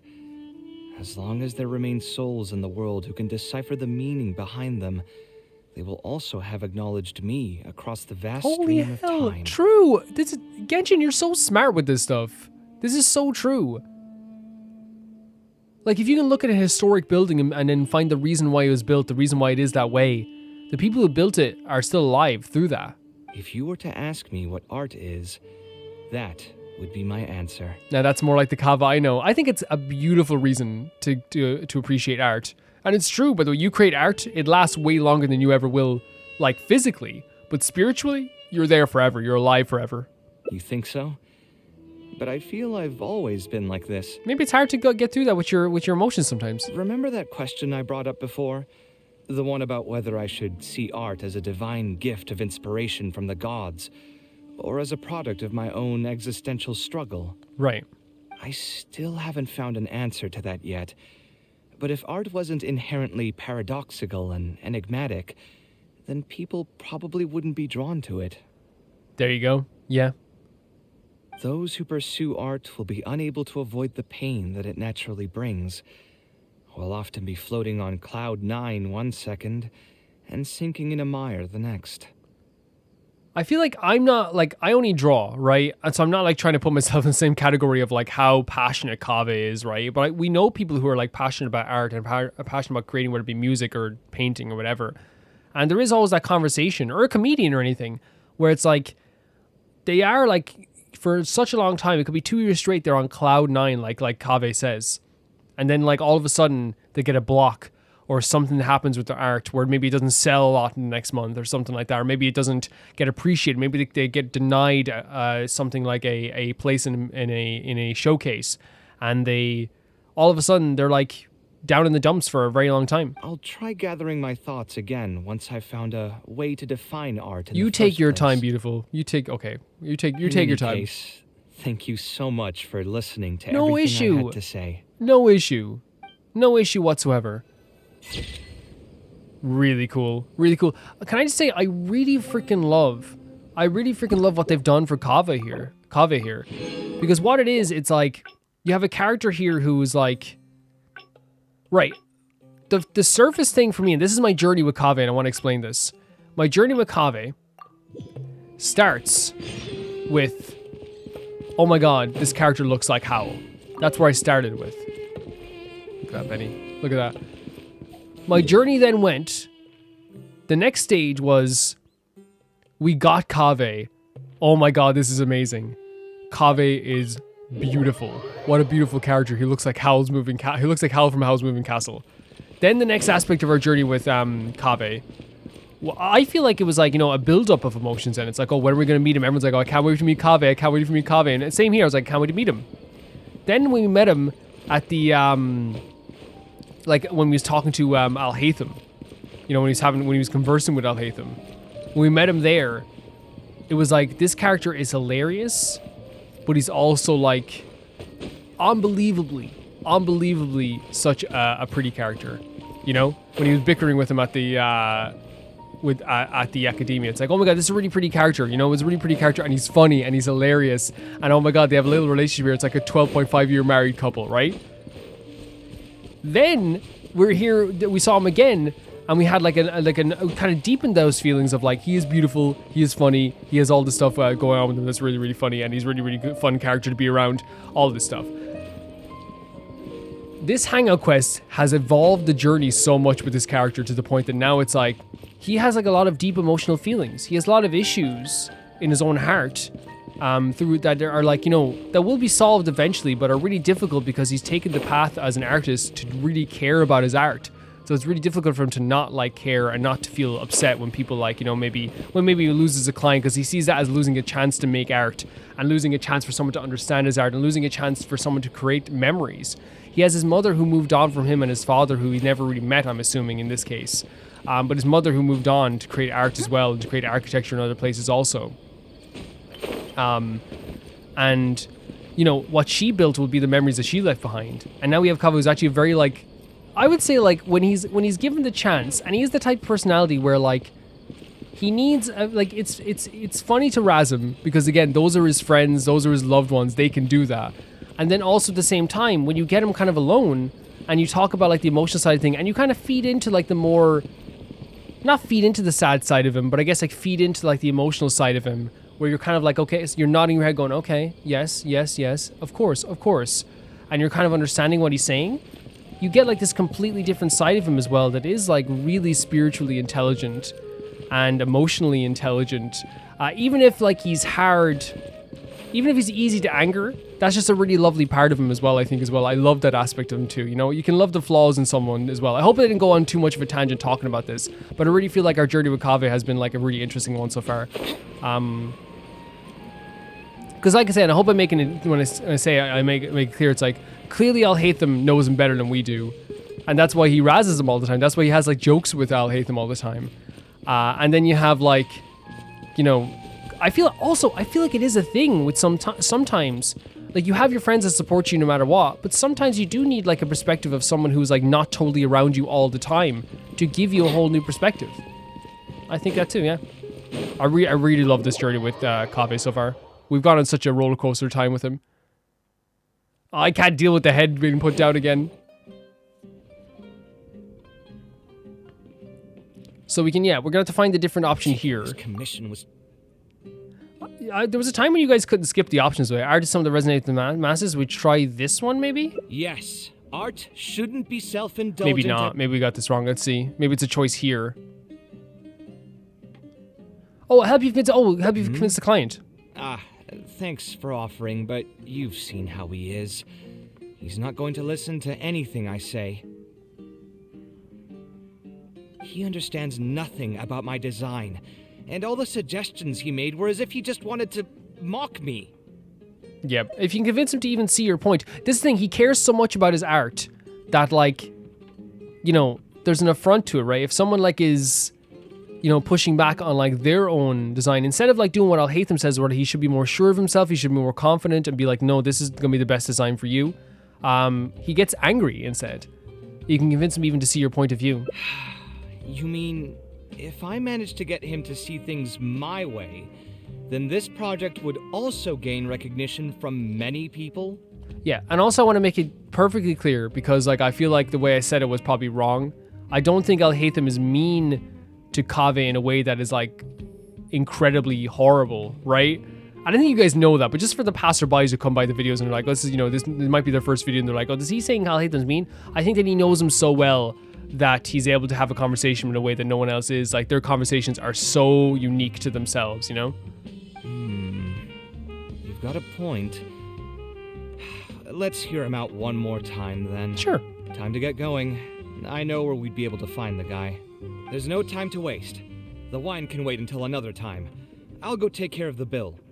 Again, like, Hoyo versus Mihoyo should make a, like a choice-based, like, Telltale style game, because they'd be so good at it. Like, look how many different choices there were here. We're going all the way over here? Back to Puerto Mos.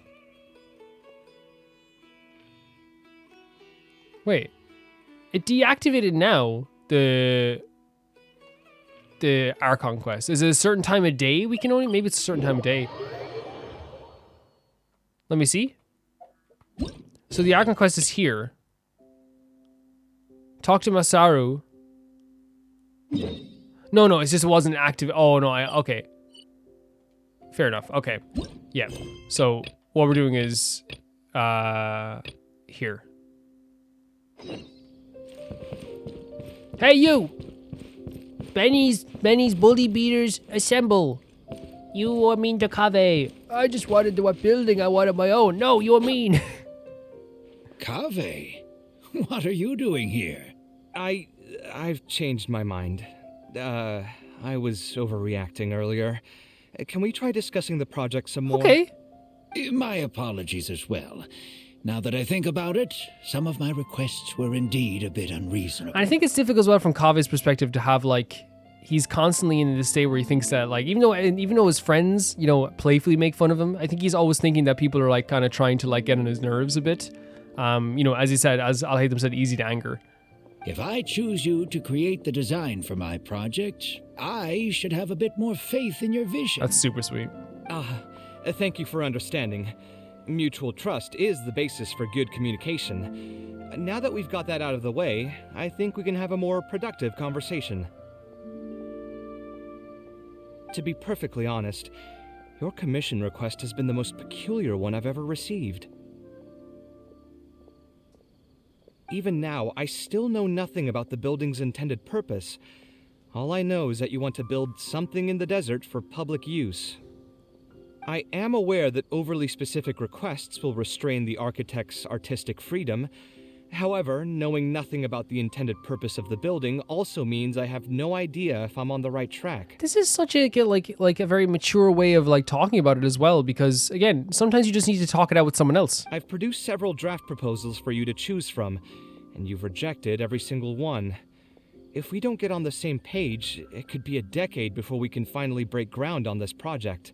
Yes, I've given this some thought already. I think we can go with the general direction of the latest proposal that you just showed me. Okay. It's just...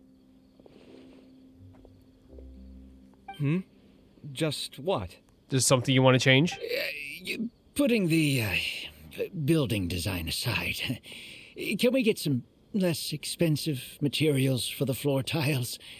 I know someone in the business, and the red bricks he sells can go for... Maybe you can't afford the really expensive ones? The timber here as well. We should be able to find some substitutes. That's not a bad compromise. Please give me a moment. Oh, no. My head's starting to hurt again. Kaveh. Just please hold on for a second. So, let me get this straight. You want to reduce the cost of the project, right? But if we implement your suggestions, then I'm afraid we have to scrap the entire design. Architectural design cannot be neatly split into discrete parts. Any change to one part of the design will affect the quality of the whole thing. Okay. I decided to utilize high-end timber for this section because the weight-bearing structure requires the supporting materials to be durable and strong. Same with the tiles. Switch them out and the entire mural will have to be redesigned. More importantly, if we make such a change, both its practical functionality and aesthetic value will take a great hit. I think it's interesting that he puts it this way, actually. If all you need is a building with a roof that can keep people dry in the rain, You shouldn't have commissioned me. I agree. Many architects would be able to build you one of those while charging far less in commission I agree. fees. If you just needed a simple building, you could go to the cheapest architect you could find who could make a suitable home. You went to the best designer in all of Sumeru. Actually, Please tell me, are you absolutely sure that there's no room for any changes in this draft of I think the this is design? great from Kave's perspective as well, because he calmly said, hey, I'm being confident in myself. I did this design for a reason. I think the most important thing for me is to understand what There you you go. would actually like to get. If you could tell me more about your vision, I might be able to work with the design some more. You are the client, after all. You should have the final say on how the project turns out. Yeah, and again, I just think he's so right. Like, you know what I mean? If I just want a bike to get to and from like a place, right?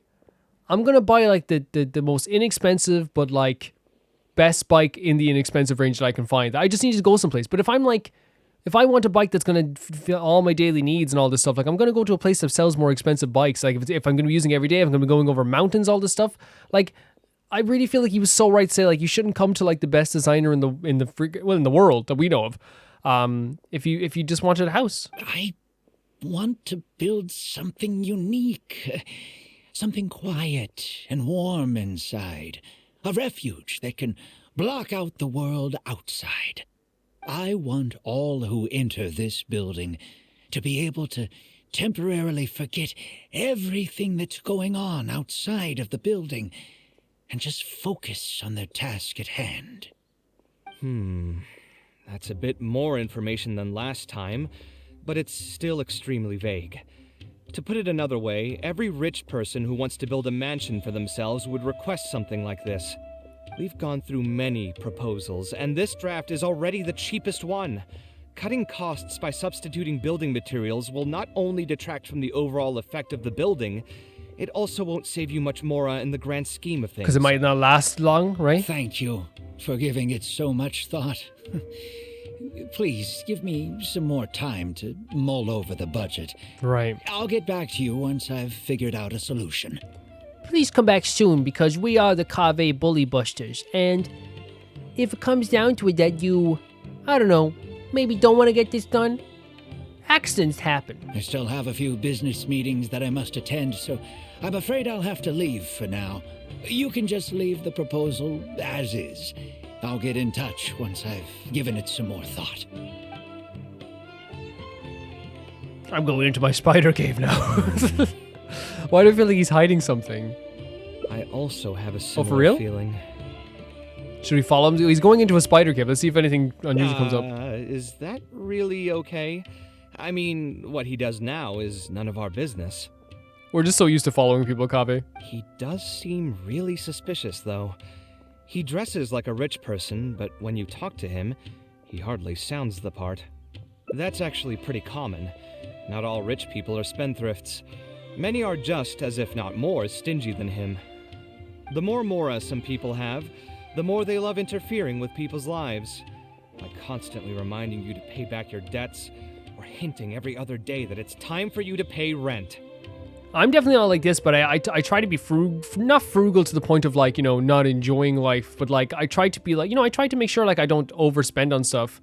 And I think it's a very Irish thing, and maybe it's a thing in some places in America and other countries too. Please let me know. But like I just know from like in Ireland, like it's a thing where it's like, you know, if you grow up not like totally rich, you tend to like appreciate every like single, you know, euro. Actually, now that I think about it, I'm not even sure this person really wants to work on this project with me. Putting his vague requests aside, he's still finding excuses to procrastinate even when we've decided on a plan. He's very, like I said, like I think I'm gonna like probably put that in before, because I think, you know, emotionally present is a very good way to describe Kaveh, right? He's like very much like, you know, in the moment, in now, explaining how he feels, right? He's very good at that. Who knows how long construction will take if he keeps delaying things like this? We should find him again and get some clearer answers. The sooner we can break ground on this, the better. Sure. How does he have like not one bad angle in his arsenal? You know, he always has a good angle. Here we go. Yeah, I live. He's like, we find out he lives in the spider cave with all his spiders. Huh? Where did he go? I could have sworn he went this way. Hey, where'd he go? Let's keep looking. Where'd he go? With the busters? I don't even know what the busters. You don't even know what the busters are? Yeah, that's very convenient. Don't know what the busters are? What about to bust ya? Here, just take all my stuff here. Take this stuff. Wow, a radish. It's all I have. Now you're making me feel bad. You keep the radish, okay? Making me feel bad all the time. You do your thing. I'm trying to be like a gangster over here, and you making me feel bad. I didn't try to. I'm trying to be gangster, and you making me feel less bad. Jesus Christ, can't even be a gangster nowadays. Can't even be a gangster. Gorgeous. You searched the area, Kaveh, but no trace of Badawi. Hey, look! Isn't that Badawi? It sure looks like him. But Huh? he's dressed completely different now. What is he up to? Does he have a whole 50 lives or something? Didn't I tell you before? I'm not looking for more workers. Plus, aren't you a bit old for physical labor? If something happens to you, I won't be able to pay for it. Oh, you won't have to worry about that. I grew up as an Eremite mercenary. He is one of the and worked Eremite in stuff. the desert my entire life. My body's still in great shape. These kids showing off here. No, they're like, no, he's not. Look what we can do. I don't have many talents, but I still have my muscle. If you need someone to unload goods or drive away sumpter beasts, I'm your man. You used to be an Eremite mercenary? I know there are a lot of bad apples in our ranks, but most are just trying to make a living. We're not that greedy by nature, and we'll do our best when given a job. Let me think. I'm sorry, but I still can't take you in. I don't have any open positions right now, and don't have the Mora for anything more. How about this? Why don't you try your luck somewhere else? Okay. So he's trying to get a job here as well as a mercenary. He used to be a member of the Eremites? Huh. From the way he was dressed, I would have thought he was a merchant from the rainforest. Let's ask him about it.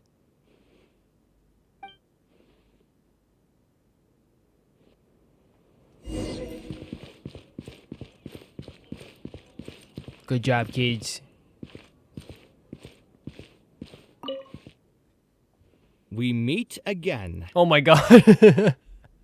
This is what I mean. Like, he's very like dramatic in a way as well, but I love that aspect of him. I love the drama that he brings forth. You know what I mean? It's a really nice aspect of him. Huh? Why are you guys here?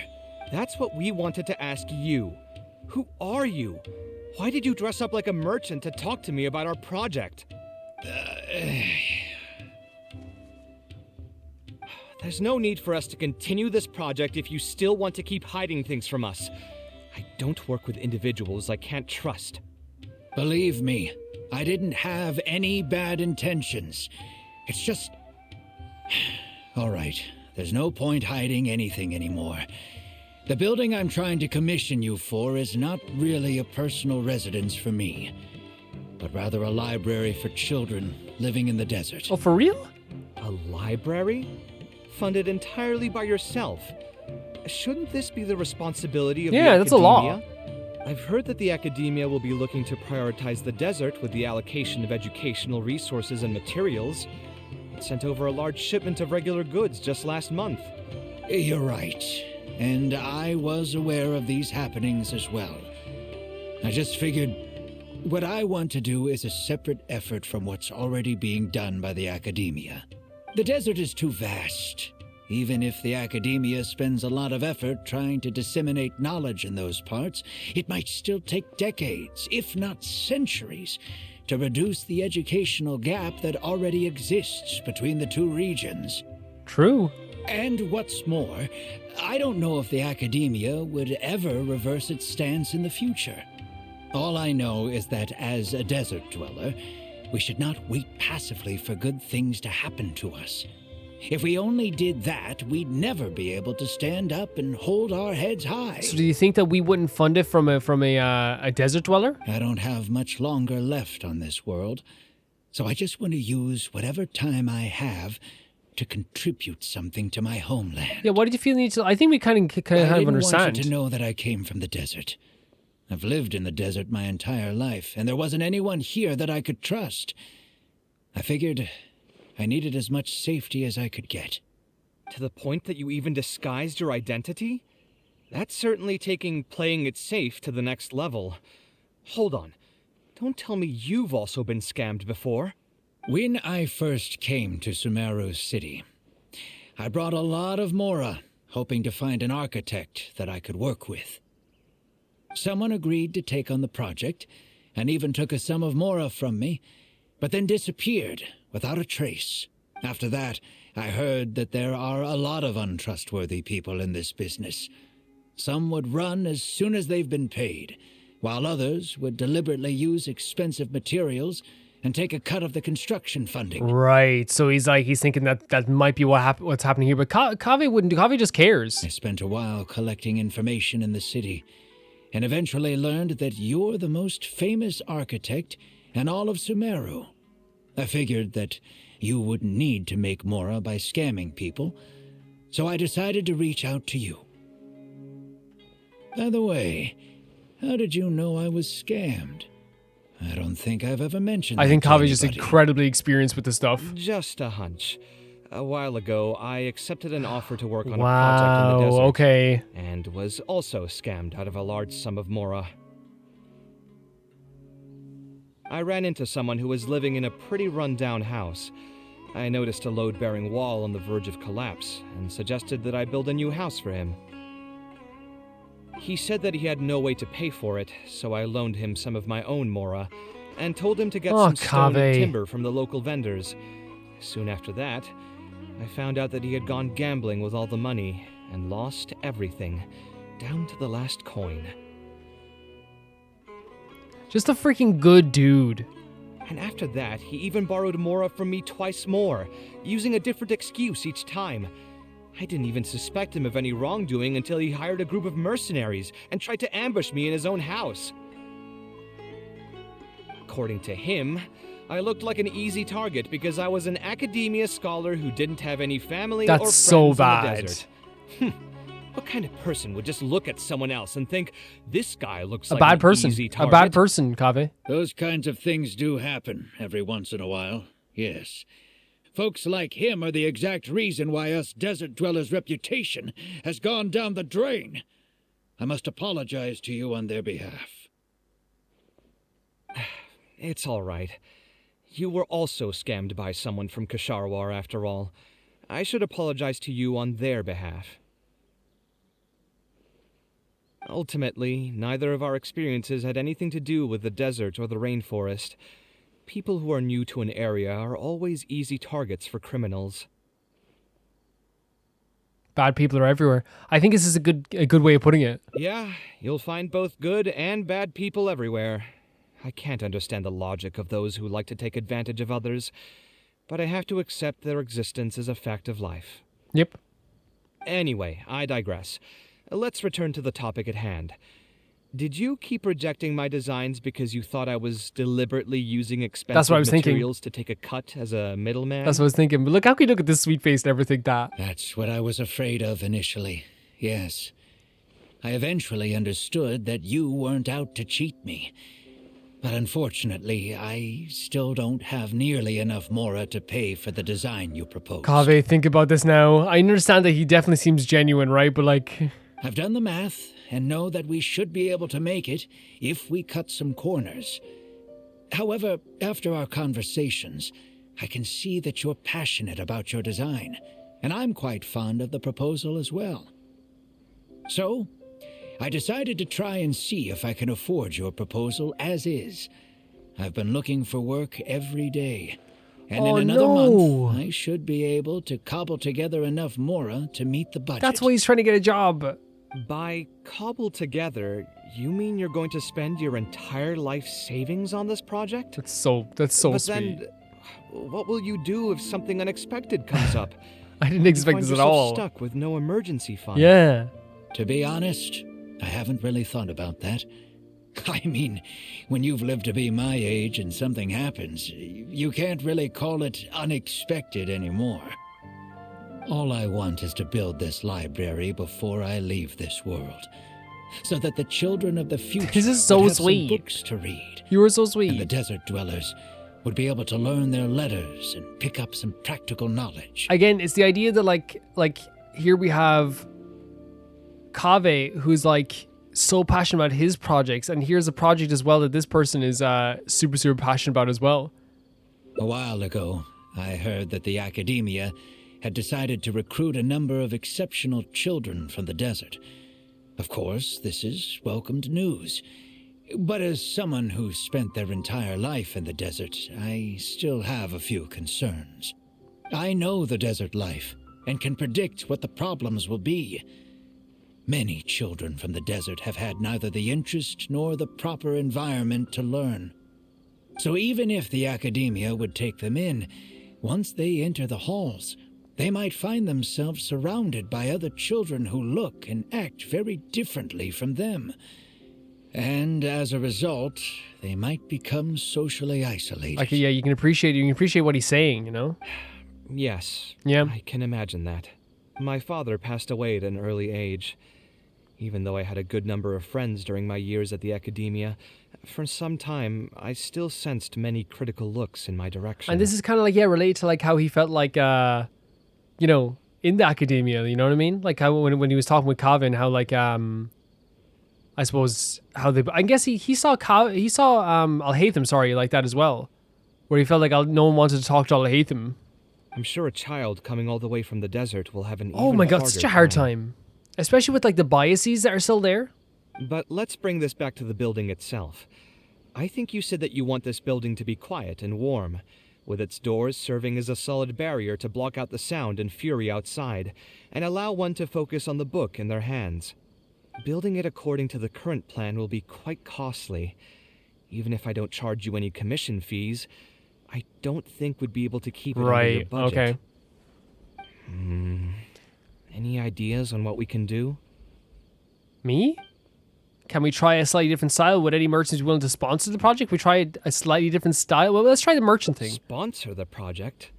You mean convince wealthy merchants to join our cause and pool their money together to build the library? I mean, I think it's a good idea, and it would look so good on them too. That does make sense. A library is a big project, and it's going to be hard to fund it with just a single person's mora. What do you think? If we can find others to sponsor the project, we could potentially increase the size of the building 2- or 3-fold.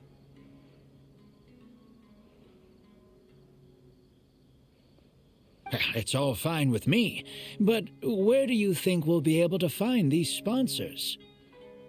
Well, you're right. If I really think about god. I'm not too familiar with many big-name merchants. Is Dory gonna be able to part with the money? Her?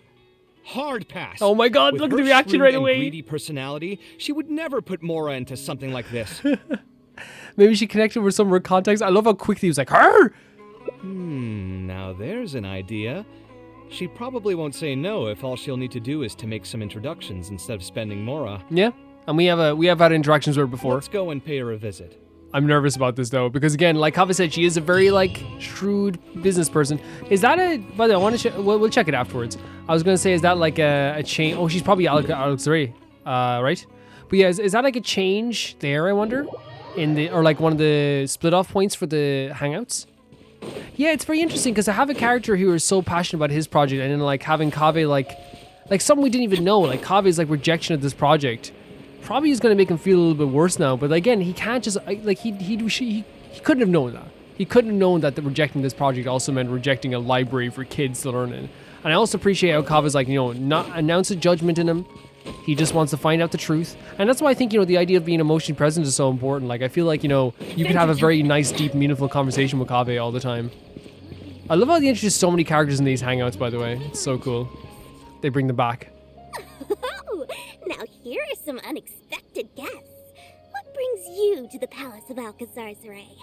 Alcazar-Zaray, okay. When I saw Kaveh, I almost thought it must be that time of month again. Sadly for me, I must wait a few more days before I can collect my Wait, monthly payments? Hey, can't you think of something else for a change? You are literally living in an objet d'art, and yet your mind is still fixated on nothing but Mora? I love he's like, hey, yo, like, I built this beautiful place, and all you can think about is money. What is the point of wealth, anyway? Is your happiness entirely dependent on your hoard of cold, emotionless Mora? Yeah, you tell her. That's exactly right. Mora is extremely valuable, you see. If you don't keep your mind on it, your Mora may just find its way to somebody else's pockets. If you ask me, this place is still way too empty. Just give me some time and I'll fill it to the brim with lots and lots of Mora. You're hopeless. I mean, again, it's like, I feel like Dory's a perfect character to have here for someone like Kaveh who cares about the emotions behind the building, the emotions behind, like, how you use the money to build things, and not just, like, you know, the power behind the money, I suppose. Let's get back to why we're here. Oh, so you have an actual reason to visit me? All right, let's hear it. We would like to ask you for some help with introducing us to some merchants. Merchants? Why? Is there some kind of business opportunity? No, there's not. There's not. Oh, I see. So you're just looking for someone to help you fit the bill. Yeah. I knew you wouldn't be interested in something like this. Still, you wouldn't refuse just making some introductions for us, would He's you? so annoyed he does not like her. He does not like her. Sure, I can connect you with some folks, but with every service comes a fee, you know. No. A fee? You mean just for introductions? I was so annoyed with her. Of course. Making introductions means using my connections and putting my reputation on the line. Why wouldn't I charge a fee for something so important? Since we've known each other for so long, though, I'll give you a huge returning customer discount. How about 500,000 more? What is wrong with you, Dory? Dory. 500,000? What is wrong with you? I guess that's okay. But why are you charging a fee before we've even secured any funding? That just doesn't seem right. It doesn't. Besides, by helping us out, you'd be doing a great service to the public. Can't you take your mind off your Mora even for just 1 second and focus on something far more important? I love, again, like I said, the journey with Kaveh, like the change in the character and I guess learning more about the character. Not only just how emotionally present, but how how caring he is, and how once he puts his heart into something, he puts his all into it. Like, and again, there was a thing where like he had a hard time like sticking with something, but I feel like this is really good and healthy for him to like have something that can like actually benefit people, will be remembered forever, has like the emotional side of it as well. It's really something he can like really stick to. Very well. Since you're Okay, so Dory. passionate about Okay. this project, I'll help you out and waive the introduction Thank you, fees. Dory. 3 of my business partners came by earlier today to discuss some things with me, and they still haven't left yet. I'll arrange a meeting for you, and just so we're clear, Okay. it'll be up to you to present your project. Very and surprised, but discuss thank you, ideas. Dory.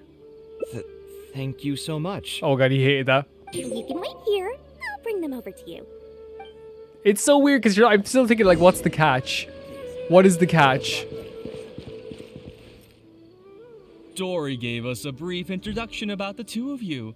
You are Kaveh, the renowned architect, and you are the traveler. Practically all of Teyvat has heard of you by now.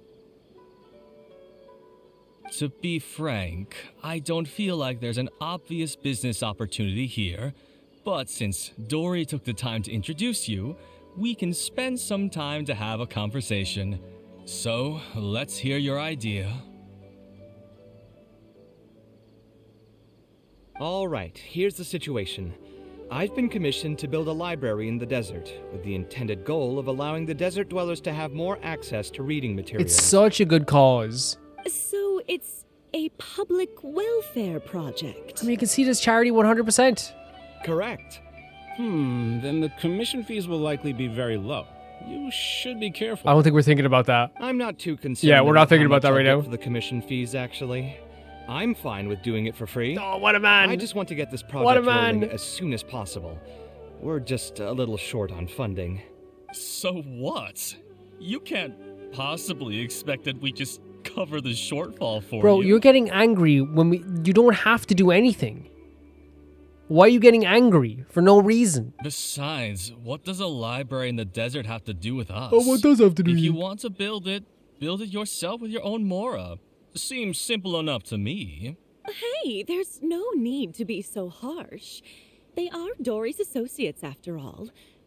Here, can you tell us a bit more about what we can gain from sponsoring this project? You can get Kaveh's clients to advertise your businesses in the desert? So we'd mostly be doing it for reputation and exposure? Yeah. There is some value to that. There's so many now that like It could things make have doing like business in the desert a bit easier. now that things have quieted down between the desert and like Sumeru a bit, I do think that like it opens up like a whole new opportunity for like cross promotion, you know? Well, just speaking for myself, I've got nothing in the desert. Okay, dude, you keep speaking up for yourself all the time. Okay, I get it. I also have a concern. It feels like there's not much to profit from in the short term. But in the long term, the reputation gain also doesn't sound like it'd offset the cost of the sponsorship. It would, factually so. I don't know how, and I won't explain it. Then how about this? What if, instead of building a single library, we commit to an entire complex of buildings dedicated to culture and education? Kaveh, this is why you're the best. Wouldn't that just cost more? Yeah. Yes, but in that case... Mr. Kaveh, please tell us what you have in mind. I'll just give an example. If we were to build a library and a school near Aru Village, then the desert dwellers would gradually begin to migrate towards the area. A whole suite of buildings will be able to host more traffic, and thus drive the economic development of the entire area. In turn, that would lead to direct business opportunities. True. Look at this. Can you imagine being this smart and this beautiful? You can't. It's impossible. I've been to the desert several times. Although there are still many lingering tensions between the two regions, Of course. the amount of interaction has been steadily increasing, and in the long term, the desert will only become more and more important to Sumeru. You do have a point. Education in the desert is indeed an industry that has not been tapped into. If we can be the first to place stakes in the area. And you just believe anything he tells you? Bro, okay, who votes to keep Tipu out of it? Tipu, see you. Bye-bye. No more talking. Everything that comes out of your mouth is just negative. Even the greenest amateurs know that urban planning will affect population flow. If you don't believe me, you can ask anyone on the street to confirm it to you. You don't seem to think about your questions very thoroughly before speaking. Oh my god. No, this is so subtle. No, we have to be direct. Let's directly insult Tipu. This guy annoyed me because he keeps speaking up in a way that's like, dude, no one forced you to do anything. You're acting like we already took your money. He's like, you expect me? It's like, dude, we're asking. I like the more subtle dig. Wait, something just occurred to me. If we're going to build a library in the desert, Aru Village would obviously be the best place for it. But it seems we're not the only ones with our eyes on the village. I heard a rumor a while back saying a lot of land and buildings in Aru Village have already been secretly purchased by a big-name merchant. What? What? Yeah, what's happening here then? In other words, if we try to join the fray now, So somebody there already, won't like, is be moving in much there? left for us. If we want to build a suite of buildings focused on education and culture, Aru Village is the prime location. If we want to build it anywhere else, we'll have to deal with a far larger list of problems. It's not impossible, I suppose, but... Then there's no hurry. We can wait for Aru Village to develop more first and get into the market for expansion to other areas. But if you were to do that... Is there nothing else to discuss? Great timing! I pretty much heard all I want Oh to my hear. god, If Tipu. there are no other urgent matters, This I'll be kind of on my upset way. me, man. They just took the idea and like went to... I'll be off as well. If you have any new ideas, please feel free to reach out. It seems like the others are not interested in funding this, so no point in Oh me my doing this on my own. god. Let's revisit this another time. Hey, guys, wait! Oh, Kaveh. Well, what can I say? I guess it went somewhat as expected. They are Dory's friends, after all. As soon as they heard that there's not much more in this for them, they lost all interest. And Tipu was here. That's just business, I guess. Yeah, it's just another day doing business with people. But I can never get used to that. Those people never think of anyone other than themselves. I love that you do think of other people. Looks like we'll have to figure out some other way to get the funding. Let's go. How did the meeting go? Want to talk about it? Dory, it went horrible. Why did you bring Tipu in front of us? Of all people. Oh, where did all that passion go from earlier, I take it you weren't able to find a sponsor for your project? No, because you brought Tipu. Please don't tell me that you're here to mock us. What kind of person do you take me for?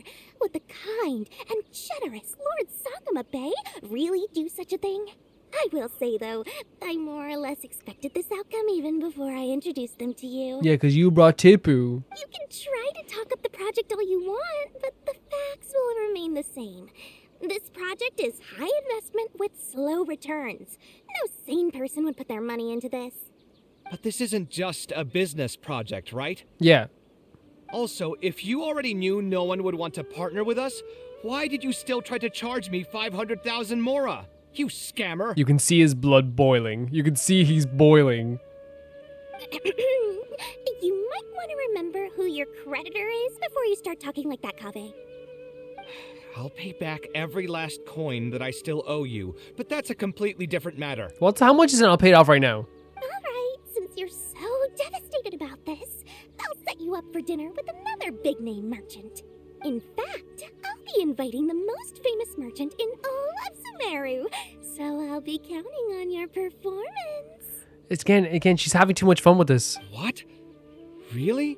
I would like to sincerely apologize for my attitude just now. We're learning a lot today, Kaveh, are we? So, where would we be meeting this merchant?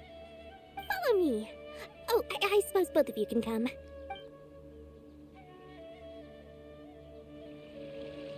I'm actually considering the assassination of Tipu. What do you guys think?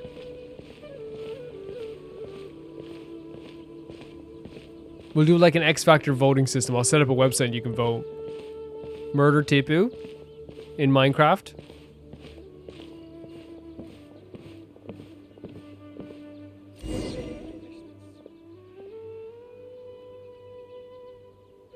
This is the place. You said you're going to introduce us to the most famous merchant in Sumeru. Well, where are they? You still don't get it, huh?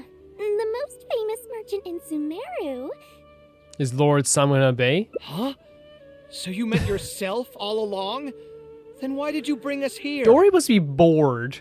Must be bored. Well, I've given it some thought, and that complex of education and culture buildings that you mentioned does hold some promise. It'll be a pretty big Mora sink, and I'll have to fund it all on my own, but that's not really a problem for me. I bet it's not. Honestly, Dory, if you do this, well, I'll be so happy. Seriously? Where's this generosity coming from so suddenly? Are you trying to scam me again? Understandable feelings, Kaveh. The reasons are not important. What's important is that I'm willing to help you. However, you know just as well as me that once this project actually breaks ground, it'll start sucking Mora from my pockets like crazy. So, to cut costs... What are you doing to cut costs? Oh my god, that's not... That look scares me. I get it. I won't charge any commission fees, and I'll take responsibility for the entire project. Oh my god, this is our golden boy. Look at him. Splendid! Then let's sign the contract right away. After a brief read, Kaveh signs at record speed. Of course he cares about this. This way, the children of the desert will have some books to read. their lives should improve a bit. I'm after so glad this. we went on this journey with Kaveh. Look at this whole different side. You seem rather pleased. Of course, there are a few things better than using my knowledge to help other people change their fates. I must thank you as well, Dory. I used to say you only cared about Mora, which might have been some prejudice on my part. Sorry for that. I will also try to pay back my debts as soon as possible. We're not paying anything. Now, let's have a quick discussion. Where would you want the library to be built? That will be the most important building. There's no rush. I'll provide you with a copy of the deed when we get back. You can just use the address on the document to find the lot. Huh? The deed? You don't mean... So hold on a sec. The person who has been buying It's up been everything around Dory. Aru Village was you all along? Oh my, did I not tell you about that? Yep, yours truly has been buying up all the land. I must thank you for bringing your ideas to me. Before our conversation, I had no idea what to build on all those lots. So, from my perspective, this has been a great So she time bought of the lots, events. but just for I the didn't sake put of much it in, at and first. we got a lot in return. Because she probably thought she was going to build something on it. But what about my commission fees? Oh no, Kaveh. Huh? Didn't you waive No. this yourself? I was just gonna say that to Kakas. We mustn't procrastinate and Oh, shift she's our awful. construction as Why would soon you do as this? possible. Like, again, we couldn't have done it without her, but at the same time, poor Kaveh. But before I could finish my sentence, you volunteered to waive your commission fees and even promised he to take did. responsibility for the whole project. from Oh start to God, finish. Kaveh. I'm so touched, really. It's obvious that you used every trick in the book to deceive me. Yes. You deliberately paused for a long time while talking about the project and kept glancing at me with that I menacing Kaveh look in understands your this eyes. 100%. Yes. Huh? You really think so? Well, the contract's already been signed, so there's no point in dwelling on the details. You know what? I'll pay for tonight's dinner. Oh my God. No. Oh, you're so sweet. Fine, I'll drop the argument on the commission fees. But Oh, you since order you more, said order you're paying more. for dinner, I'm going to order the best dishes Yes! and booze this place has to offer, and lots of it. Tonight, we're Oh, yeah, bring some feasting home as until well. I've recouped my full commission fees. Yes. And bring some home too. She doesn't mind. She's so rich. Look, I said we think we've won here. We think we've won, but clearly this picture shows that she does not give a damn. She's like, okay, whatever. This is all a game to me. Freaking. So that, again, we saw another side to Kaveh as well. That is like a very like charitable person, unbelievably charitable person. So there's an attempt at persuasion here as well, but this is the one we have to change, right? And like the care he put into this as well was so freaking sweet too, you know, like having a character there. Is this where? This where having a character there, like Dory, was such a good character to put in that situation. A character who only cares about money, was perfect to have in like a space where Kaveh cares about the art and the memories. But also, like, here's the thing. Clearly he cares about money as well because he worries about, because he knows that money makes the world go round in every single, like, nearly every single place. Even in, like, you know, everywhere you go, you have to, like, pay money. And he obviously, like, is very self-conscious about it. But he obviously, like, is a perfect, like, opposite to, like, how Dory would feel in this conversation. We meet again. Different style? Slightly different style. Give me a minute. Most architects would probably prioritize cutting costs and removing extra features in this situation. Indeed, converting the building into a simple bungalow would solve most of our problems. However, I do not think this would be the best solution. While it's true that the aesthetic value of a building is often viewed as an afterthought, neglecting it has some long-term negative consequences. It is especially undesirable in this situation, as the library will serve a high number of children, many of whom would have never been exposed to structures that may be considered elegant or beautiful. To completely give up on the more aesthetic design would mean stripping the children of an opportunity to Oh my appreciate God, I the love beauty of him. architecture. I share Badawi's sentiments in wanting to preserve a more complex design.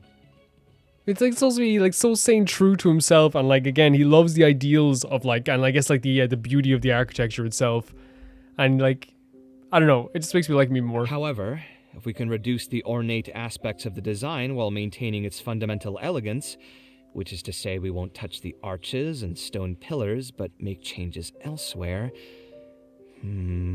This is definitely a first. Right.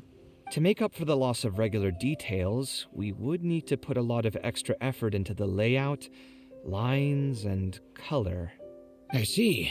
Would that really be okay? It just increases the difficulty of the design. You should feel lucky that out of all the architects in the city, you chose to approach me. Most of the others would have given up on this project by now. As for inspiration, I think I might have something in mind, but I'd need to visit the site to make sure. Where do you want this place to be built? Tell me the exact location. Aru Village. Although it wasn't my childhood Dory home, owns this, by the way. I think it'll be the Or owns best the lot. site for such a building. Okay, then we can pay a visit Oh, to look at Aru the Village. Oh, the click. Is there something I can do for you? I've already caused you a lot of trouble before, and now you're revising the design again because of me. Which draft are we even on now? It's making me feel terribly guilty. Let me think. You said you used to be an Eremite mercenary, right? In that case, you could help us clear out some Oh, we monsters could do that are that. blocking the way to But I guess Aru it's to make him Village. feel like he's doing something as We well. want to keep the roads clear and reduce the loss of materials during transport to a minimum. If everything goes well, that'll help us save some Mora. All right, just leave it to me. If there's anything I'm good at, it's clearing out monsters. What are you waiting for then? Let's pack up and get ready He's to so go. good at this again. Like he's like, I keep talking about like the idea of seeing a different side to Kaveh. It's not just like a different side. Like, you know, it's seeing Kaveh for who they are, for who they truly are. It's beautiful. Like, and how he's able to take charge of that situation. Think of a different design, think of a different idea for design, give him a job to do as well, make him feel important. I do love how like Kaveh is like, you know, kind of like emotionally unstable sometimes with their anger though. That's really cool too. Most materials going from Caravan Ribat to Aru Village would pass through here. There are a lot of monsters out here today. If you find it hard to keep up, just let us know. Oh, don't worry about me. This is nothing. I'll be careful though, and you should do the same.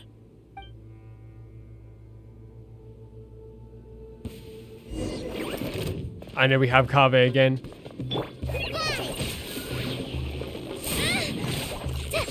So maybe it was Nahida who was the better option to have a clay here. Maybe I thought that she, yeah, okay, that's fine. Or to have a Kaveh. Oz, reveal thyself. But it's fine. Witness the power of Gurwa.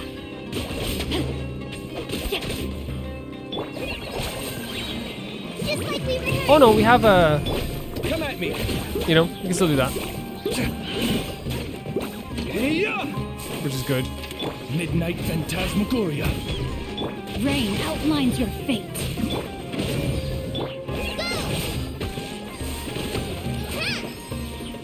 Sight clear! Feast your eyes! Yeah.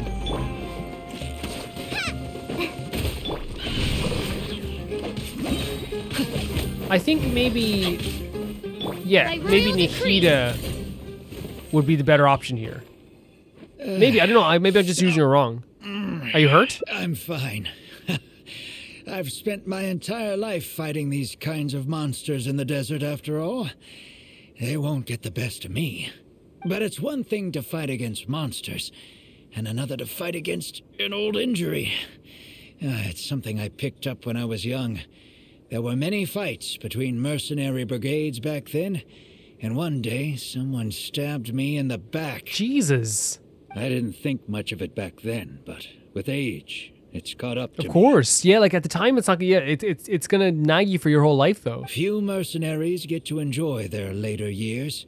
Failing health tends to take the joy out of reputation and wealth, and many mercenaries never even made much of the latter to begin with. Is there someone you know who can help to look after you? Unfortunately, no. My wife passed away at an early age, and I don't have any children. Sometimes I'd close my eyes and realize most of my life story has already been written. Man. I joined the Eremites when I was Sorry young. for skipping you there too early, by the way. Won many battles with them. My survival was more a matter of luck than actual ability. If at all possible, I want future children of the desert to have some more options in life. I don't want them to turn out like me. My apologies. The older we get, the more we tend to ramble. Seems like we've already cleared out most of the monsters. Let's hurry over to Aru Village. It's very, again, like... Kaveh is lost in thought when he visits. What's on your mind? I think it's really admirable of him to spend his whole life's savings on people he's never met. Yeah. Maybe he's doing this out of natural kindness. A kindness that hasn't been eroded away by the struggles of his life. Doesn't that also sound like you, Kaveh? You literally waived your commission fees for charity. Perhaps. To clarify, though, I don't think I'm quite the same. Some people call me an idealist. I do have some sentiments of that general persuasion, such as wanting everyone to be able to lead a happy life. But my situation is more complex than that. In the beginning, what drove me to harbor those thoughts was less idealism and more a desire to make up for a sense of guilt. Okay. When I was young, I impulsively encouraged my father to take part So he in did the know his first father. Inter-Darshan Championship, hosted by the Akademiya. He set off confidently hoping to win something for me, but failed to clinch the title.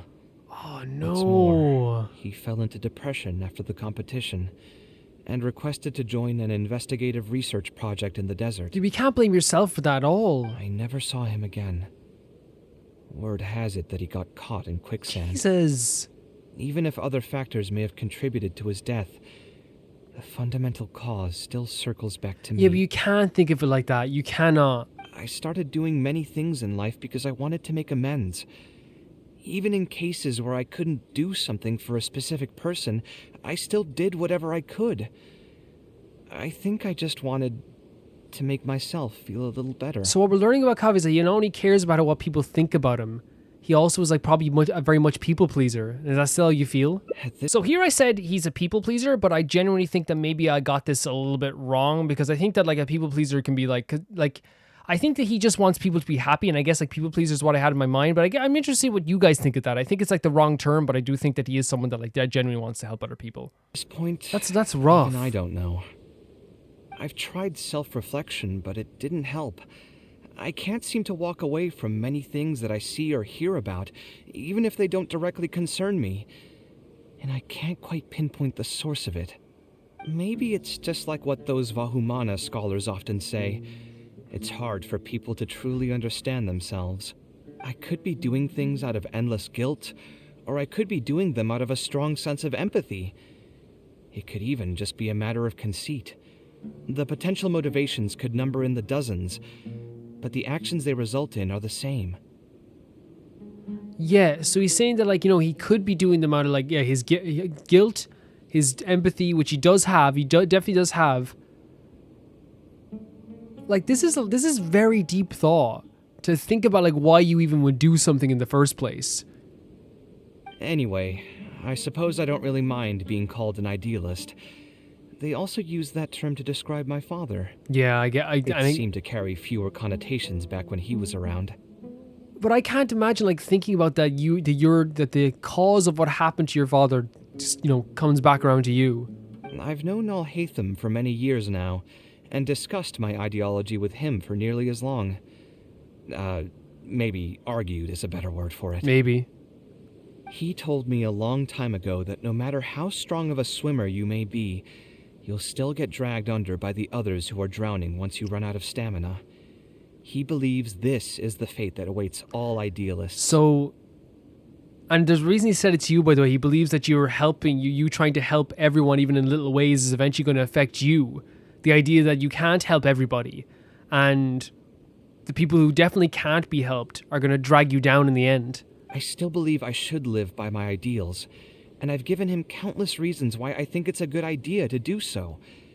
Perhaps my ideals are flawed, but are there really any perfect things in this world? There's not, but I think Al-Haytham is just definitely looking out for you in this sense. Unfortunately, he remains unconvinced. His personality is the exact opposite of my own. If someone happens to drown next to him, he'll most likely stand on the shore and mumble something along the lines of respecting other people's fates. See, the thing is, I think again, like, you know, it's a perception of each other, you know what I mean? Like, and I think if you were drowning for sure, he would jump in, no freaking problem, right? But I think he's just being like, you know, over the top here. But as you can see, I'm not the only idealist in the world. Just as there are different seasons, there are also different people. There are many others who will continue to care about the fates of those who are not directly related to them. True. And when I finally run out of stamina, someone will also reach out and bring me back to shore. Someone will help me, right? Oh my god. Yes. I've already been helped like that before. So he's like, yeah, he's like saying, I helped other people, like someone will help me, right? Someone will help me, and he's worried about that. He's worried about the idea of like, if he does go too far into this, someone will help him, right? Obviously, this is something that's like on his mind, the anxiety about that. I'll help you when the time comes. But you've helped me plenty already. Oh, you're so sweet. If you didn't reach out to me, I would probably be passed out on the tavern table right now instead of talking with Badawi. Either way, I'm feeling much better than when you first found me at the tavern. I can feel inspiration already welling up inside of me. Maybe this will be just the opportunity I needed to create a whole new style. All right, let's head to Aru Village. Let's go. No, very, very, like, again, that's what I mean. Like, I think maybe emotionally intelligent is actually like a good word for it. But the only reason I like was like kind of pausing, like, say, emotionally present is probably like a better word for it, is only just because like he seems like he's always like in thought, always in like inside his own thoughts, and always being very introspective about his own emotions and other people's emotions. He is a very empathetic person. He can also understand how other people feel at certain times, but his anger and his clear like rushing of anger, I suppose you could say, is something that like definitely like he probably feels like he needs to overcome, because that's what usually clouds his mind. Because he is like we all know people like that who are incredibly nice, incredibly empathetic, but they have these like kind of like emotional issues, whether it be an anger issue or quick to anger or something like this, and it always trips them up in the end. And so people generally think, oh, he's too prickly, he's too angry, he's too full of himself. But the way Al-Haytham's talking to him, Al-Haytham knows you are not a bad person. You are too good of a person. Now that we're here, it's my partner's time to shine. Marak! Marak? Look at Marak! Oh, what's this? My toolbox. I built it using an ancient mechanical core. It's not too smart, but it's super useful and can help me with a variety of tasks. I'll take Marak and find a suitable location for the building. Once that is done, I'll get to work on a few designs. This is so... I didn't know it was named Marak. I thought it was just a suitcase. Traveler? Oh, Sataria. Hey.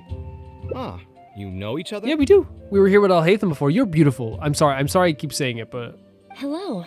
I suppose you must be Kaveh from Kasharawar. I have heard of you before. My name is Sataria, and I'm currently the person in charge of promoting educational assistance programs here in the desert. That's awesome. Educational assistance programs. Then you must be familiar with the local conditions here. I can't say I'm too familiar just yet, but if you have any questions, I'll try my best to answer them. I've been commissioned by Mr. Badawi to build a library in the desert. We've settled on the general design direction, but we are trying to finalize some details based on the conditions around the intended location. I love seeing him at work. Do you intend to open it to the public for free? That's right. I want to make sure the children will have books to read. That's fantastic. It is. It's really good. I'm sure the children will be thrilled. Right now, we don't have access to many paper books or a quiet place to read. Truth be told, this very thing has been keeping me up at night. Let me get straight to my questions, then. Can you estimate the number of children around here who'd be interested in reading? Besides the usual noise of village pedestrians, are there any other sources of noise in the village? Oh, and have any landslides occurred here recently? Oh my god, he's so good! And also, he's so good! Where are the spots around the village that have been most affected by wind and erosion? There's that guy. What a guy. What a guy, huh? All right. Look at the other click of the fingers. It's gonna get me every single time. Badawi, let's go over the budget again. We'll keep the building structure the same, but make the place a little bigger, so it'll be able to hold more people and get better natural light. I love we've been able to see the emotional side of him this whole time, right? And like get to see that new side of him. But then we also get to see like why he is the best. The parts of the project that cost the most will be the insulation and ventilation materials. I'm sure you understand, no one likes to read in a place that's hot and stuffy. I want to make significant changes to the arrangement of the bookshelves, tables, and chairs. I'll go over the specifics of that shortly. I have 2 plans in mind. Both are pretty minimalist in style, but will provide a very different ambiance from the world outside. Our final cost should be around 70% of the last figure I quoted. The whole thing should take around half a year. That's not bad. That's not bad at all. Marak has produced a for sketch a library? for all of you to see. If everyone's okay with it, then we'll proceed with that as the formal plan. You got a new design plan already. He's the best. He's the absolute best. The inspiration just came to me naturally. All I did was put thoughts to paper. I love it. I must give you credit, though. If it weren't for your advice and suggestions, I probably wouldn't have landed on this new style No. so quickly. You take all the credit. You take all the credit. Look at that inspiration coming out of your head. I know it looks like a volcano, but it's literally you. Like again, like I didn't peg him for a people pleaser, or a like a people pleaser, or a like someone who like is like this introspective. I guess it's just because I thought he would be like a highly emotional person, but like when you get him in these stages and he's really doing his work and he's really good at his work, he's like the best. According to the traditions of my profession, I should probably name this style after you. Let's call it the Traveler style. The Wander style. In the meantime, let's look forward to the day when this building is completed and can finally open its doors. You are an incredible person. Incredible. Oh my god, look at that. Presents suffering is nothing compared to granting hope for the future of others. I freaking love this. This was really, really good. One of my favorite characters, like instantly one of my favorite characters. That we've gotten to converse with here. And the fact again, like having a people pleaser character in Genshin is so interesting because like we do a lot of stuff where like we do a lot of quests for a lot of people. Constantly do a lot of quests for a lot of people. You know, we're always helping people, we're always doing all this stuff. It's interesting to have like a character who is like also like on the outside of our quests, being kind of like a people pleaser as well. I don't think we're people pleasers in a sense because we like very much stick to our guns. If we don't want to do something, you've seen it. If we don't want to do something, we'll be like, we're going. But I think in a sense, like Kaveh is a people pleaser because of like what happened to his father. He doesn't, and like what happened, and again, like the idea of like people's perception about him. I think he doesn't want to disappoint people, and he doesn't want people to like be mad at him, and he doesn't want people to be generally upset with him either. Now, you guys can have a different interpretation because maybe a people pleaser is a bit like of a bad interpretation, or maybe like it's one you disagree with, but that's just the way I see it. Like he definitely does want to keep people happy and wants people to be happy, and that might be like the best place sometimes for a. But then again, like when I say people pleaser, I think also like we said, he is someone who like wants people to be happy and will, you know, kind of like make sure that other people are feeling good even when he's not feeling good, right? But at the same time, like we said, he has those high emotions, the easy to anger emotions that will sometimes bite him in the butt as well. And as you saw, then he like once you talk to him, he kind of regrets it. No worries. It was just an offhand question. Yeah, it's kind of weird using this answer. It's been bothering me for a while. Oh, looking to another career. Here we go. A different career. This is gonna be a weird one. This is gonna be a super weird one. Not a bad idea. Yeah, so I want to kind of like maybe walk back the people pleaser thing. I might put a note as well because I think that's the wrong term I'm looking for, because I think Kaveh is really good at standing up for himself. I think he's someone who wants other people to be happy, but that doesn't necessarily mean like people pleaser, I guess. Because we're not people pleasers even though we want to help people. Sometimes you can just be helpful, because I think it's just maybe like there's an emotional side to him that maybe wants to help people. I think I've heard a saying somewhere before. 80% of a working adult's woes are due to not having enough mora in the bank. I mean, it helps. It's just a saying, of course, but even I will admit that my life would be a lot better if I could make additional mora. It's true. Mora's not everything, but it does help. And if I want to make mora, I should finish that ridiculous commission. but I really can't find it in me to go back and talk to him right now. Hold on. I just remembered that I used to have a senior classmate by the name of Alkami. If memory serves me right, he's no longer taking private commissions, but he's still doing pretty well for himself. Maybe I'll be able to get some advice from him. Yeah, I should get on this right away. No more wine for me today. I'll grab the bill and be on my way.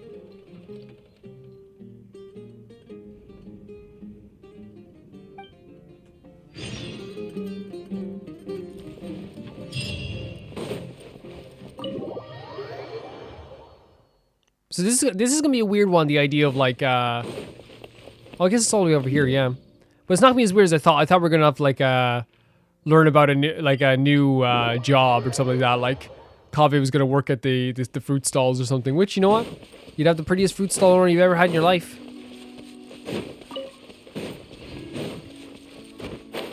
Actually, I guess fruit stall owners would all just be really like pretty or handsome, because Vaughn also worked at a fruit stall. What's that up above? It's I, Prinzessin de la Vertelung.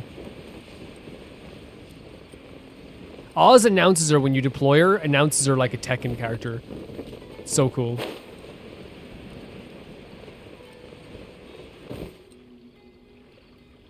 Hello. Ah, Kaveh, it's you. It's been a while.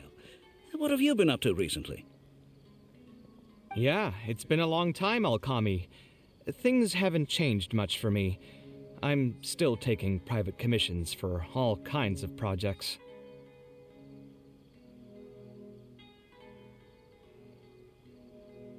I heard that you were the genius behind the Palace of Alcazazare.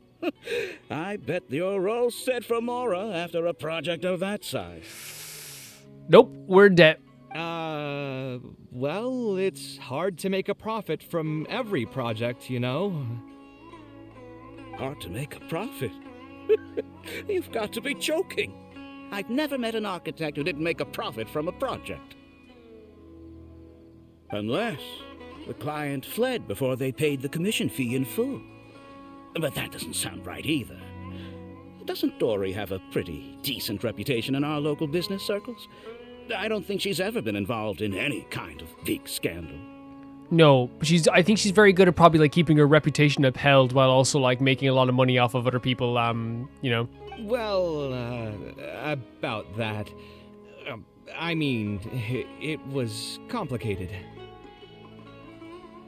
I understand.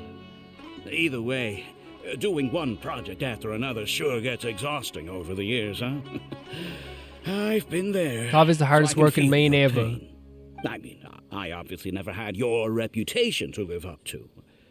That must have been stressful. But I'm sure we've faced all the same problems. Trying to keep your client in a good mood while you're trying to stop them from micromanaging things they don't know the first thing about. I don't miss it. Thankfully, that's all behind me now. Did you start a new career? Not exactly. My work is still closely related to architecture. Judging from the look on your face, you're still strapped for Mora. That's quite unfortunate. You're the most artistically gifted graduate the Kasharawar Darshan has seen in decades. But it looks like you still have a lot to learn in terms of making Mora. With that said, us Kasharawar grads should still look out for each other. What if I told you about an idea that'll absolve you of all your Mora troubles going forward? That sounds shady as heck. Are you serious? But something like that has got to be some kind of top-level business secret. Are you sure you can just share something like that with me? Besides, I don't want to just take something like that without offering anything in return. I still have a little Mora. Or is there something that I can help you with? Oh, you're too kind. This is just a simple tip. Even if I didn't bring it up, I'm sure you'd hear it from the others sooner or later. The idea is this. I recently opened up a training center with the goal of educating people in architecture design. Compared to the classes taught by those old fossils at the Akademiya, my classes are more condensed and streamlined, and will allow people to quickly get their foot in the door. Unlike the Akademiya, I won't turn down anyone who's interested, rich or poor.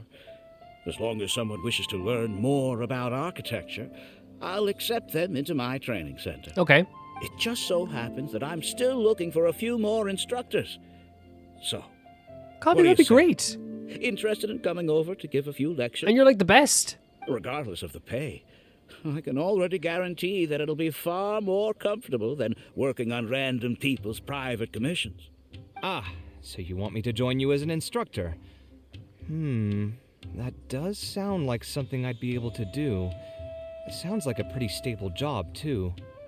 What do you think, Traveler? At least you won't have to deal with clients anymore. I think you can give it a go, is what we'll say. Because we don't want to debase like the other aspect too. Because we know that like we have to help him with his clients as well and how he interacts with clients. So I think you can give it a go is a good way to put it. It's a deal. Yes, it's a deal. Thank you, Alkami. Like I said, there's no need to thank me for this. The lecture room is not far from here, so you can just come straight here tomorrow morning. As for the pay, how about we start at what? 300,000 more per lecture. 300,000? Your debts are gonna be gone. Are you serious? How could you offer so much? You can pay off Dory. It would seem that you're still oblivious to your own economic worth. 300,000 is nothing compared to the prestige of having the light of Kashara. Oh my god, the light. One of my instructors. He's the light of all our lives. 300,000 is also just the base The rate. base rate. Just trust me on this. The longer you stick with me, the more you'll come to understand your true value in the market. Kaveh. I have to go make some preparations now. See you tomorrow. I was never particularly close with Alkami when we were in school. Who would have thought that he'd be so nice and friendly? Oh, but this is incredible. I've hosted free lectures before, but this would be my first time being hired to lecture for a formal business. 300,000 more a per lot. lecture. Whew. I'm so excited that I'm starting to get nervous. I'll join you. Thanks so much. No problem. I think I will be able to relax a bit more with a friend in the audience. Now, what should I talk about tomorrow? Some lessons I've learned over the past few years? I should probably save those for later. For my first lecture, I should start by getting them more interested in the field. All right, let's meet here again tomorrow morning. This is so cool. I should hurry home and create some kind of lesson plan. If I'm going to become an instructor, I should make sure I show up prepared. I really freaking enjoy this. Like, and if I hope it turns out to be okay, because like, Kaveh deserves to have people appreciate his work, because he is an unbelievably talented architect. We've seen his work. He's so talented. Obviously, just some stuff that like pulls him back a little bit. And I do love the idea of him like being so grateful for us for helping with this, because like, you know, in the other choices, we found out that he was like worried that whenever he does get like dragged into the current, quote unquote, that he's going to be super worried that no one's there to drag him out. Oh, I didn't expect you two to get here so early. I was up last night preparing for the lecture, but I ended up getting so excited that I couldn't fall asleep. Here, I've prepared a lesson plan. Oh, do you want to take a look? I love him so much. Lesson plan? I must commend you for your dedication. You don't need a lesson plan? But the training center has already developed its own set of teaching materials. Instead of using your own plan, you can just use what we have here. Of course, you're always welcome to work in some of your own content to add some fun and flavor. Can I take a look at your materials? Sure. Be my guest. The materials cover a variety of architectural knowledge. At first glance, nothing appears to be amiss. It's almost time for the lecture to start. Feel free to head in and start the class whenever you're Oh ready. my god, Kaveh, you excited? Huh. So you've already developed Yeah, your it's own not good, set of is it? teaching materials. Seems like I won't need the stuff I've prepared after all. Anyway, shouldn't be a problem. I'll just go ahead and use your materials. There's something else I want to ask, though. This isn't going to be a large I mean, with the class, money, is it? it's probably going to be either a very rich, small amount of people or a lot of people. No need to stress. There are only 20 big people enough. in this class. There are 14 classes at my training center. Out of all of them, the first class has the best grades, so I've directed them to you. We'll see how well they take to your lecture. This is so fun. People, huh? All right. I think I can handle that. You can do this. Oh, and one last thing. In the interest of keeping a quiet learning space, only instructors and students are allowed in the classroom when class is in session. Okay. I'm sorry to say this, but your friend will have to wait outside while you teach the class. I love this. I was thinking about taking a walk anyway. Sorry about that. I'll meet you at the door when the class is over then. Is Akami really as nice as he seems? I should probably ask around a bit. He's so excited about this, man. Like, that's what makes me so We're gonna have to talk a lot about this at the end, but he's so excited about this. Hey there. Can I help you? Is he bad? Oh, Akami? You mean that rich guy who's been making quite the name for himself? Yeah, he commissioned a set of furniture from me a while back. Paid a great deal of mora for it, too. I heard he earned a fortune working as a renowned architect. Now he's opened a training center so others can follow in his footsteps. Okay, it doesn't seem terrible. If the tuition wasn't sky high, I'd enroll my child in a heartbeat. Architecture really sounds like a lucrative profession. Yeah, it seems like they're making a lot of money off that. I just always like to see, by the way, like, the Traveler's expression when he's talking to people. Sometimes it's like so concerned. Did you hear? Alkami recruited Kaveh to be an instructor. I bet that'll boost his enrollment numbers. Really makes you jealous, eh? If you think about it, Alkami was never that talented himself as an architect.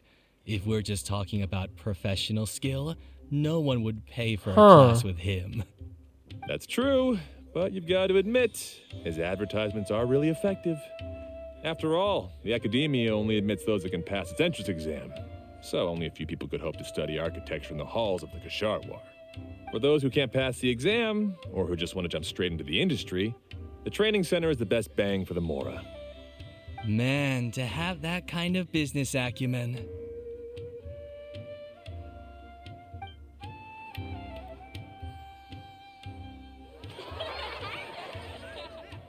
How'd you do? How'd you do? All right, everyone. There's no need to be nervous. Class is over, so we can just chat for a bit. I shouldn't have lost my temper during the lecture. He lost his temper. Did I scare anybody? No. And they're kids. You weren't scary at all, Mr. Kaveh.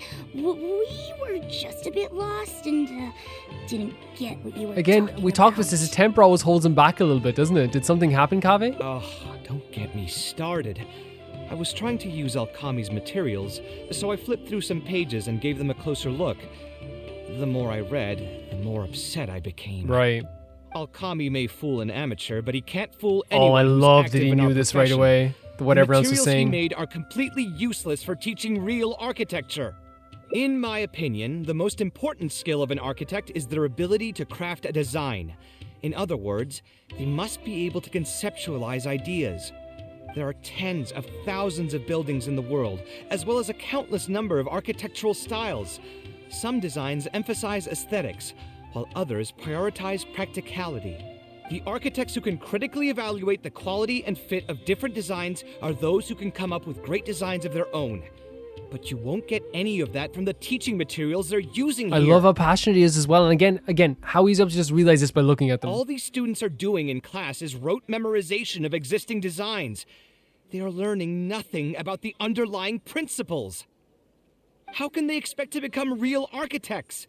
When they're done with this class, all they'll become are dilettantes with a pitiful smattering of architectural knowledge. Am I wrong in saying that this is like a really big, like this is very attractive? How passionate he is about this, right? Like, and how much he cares about this one passion. Because I think it's just such appealing things, whether it be with friends or even like someone you really like. When they're super passionate about something, it's like, man, that's amazing. That's awesome. But Mr. Kaveh, we didn't really understand anything you said after you threw away the materials either. Oh no. What's the big deal anyway? It's not like we're looking to make some works of art. Oh. We just want to make some mora. You're studying architecture to make mora? I think they want a job, Kaveh. Yeah. Why else would we be studying here? Oh no. My biggest dream is to become someone like Mr. Alkami. Once I finally make my fortune in architecture, I'll be able to buy anything I like. Huh. In that case, I'm afraid you'll probably be disappointed. The reality is that the work of an architect is very difficult, and the pay is not lucrative at all. Believe me, I'm a perfect example. But how? Mr. Alkami just told us last night that you made a killing by building the Palace of Alcazarzare. Yeah, but he's literally in debt to the person that he built it for. He also said that as long as we graduate from his class, waves upon waves of people will reach out to us with private commissions, and we can just sit back and wait for Mora to fill up our pockets. It won't be long before I can put these miserable days behind me. I suppose things could be hard. Come on. And you all believed everything he said? But You can tell his temper's getting worse here. Tommy is really rich, isn't he? You... It's pointless trying to argue this with you right Kaveh. now. You've already filled your heads with pipe dreams. Let's go, traveler. Let's hear about Alkami's true plans from the man himself. I do love that like Kaveh's like really just trying to set these kids up. He's like, look, this isn't the right way to go about it. It really isn't. What's wrong, Kaveh? You look quite flustered. Did one of my students offend you? No, they're cool. Were the students not astute enough for your liking? I must implore you to go a bit easier on them. After all, they're nothing like the genius scholars you're used to dealing with at the Akademiya. We don't need to strive for perfect understanding. As long as some knowledge has been passed on, that's good enough. Yeah, I'm mad at them. But I'm even more upset that you're scamming people under the guise of teaching them about architecture. He's more okay. I guess what we're angry about is more them teaching about how to make money on architecture, not about teaching about architecture itself. The students are all here hoping for a quick way to make money, but we both know that an architect's life is hard and exhausting. Just a little while ago, I was toiling over the 6th draft of a design for a client. If your client is unhappy, you can't break ground, and the longer a project goes, the longer it takes for you to get paid in full. What's worse, if your client disappears in the middle of a project, good luck getting anything from them ever again. Oh, poor Kaveh. Oh, no. You know all of this just as well as I do. Why lie to them? I wonder if it is a universal thing. Look, Kaveh, you may. I think it is more of a universal thing than I thought. Like I said, you still have a lot to learn about making Mora. You may deny it all you want, but it's a fact that in today's Sumeru, architecture is a terrible profession. Our clients care very little for the effort we pour We have into seen our that design. in some cases, yeah. Instead of appreciating us, they spend all their time nitpicking details and Great voice actor here, by the way. changes, often forcing all kinds of ridiculous ideas onto us. I suppose that's more or less true. Go on. Why should we cling on to a profession that's difficult and unrewarding? If the field is dying, then a person who still wants to make a good living will just have to change their strategy. If it's near impossible to make money as an architect, then why not just establish a training center and train other people to become architects in our stead? I mean, like, again, like, I understand the kids wanting to get out of, like, maybe a situation where they feel like they're, they don't make a lot of money, their families don't make a lot of money. Wait, how does that make any sense? Aren't you just leading them into the same trap? True. Yeah. We are already stuck, my friend.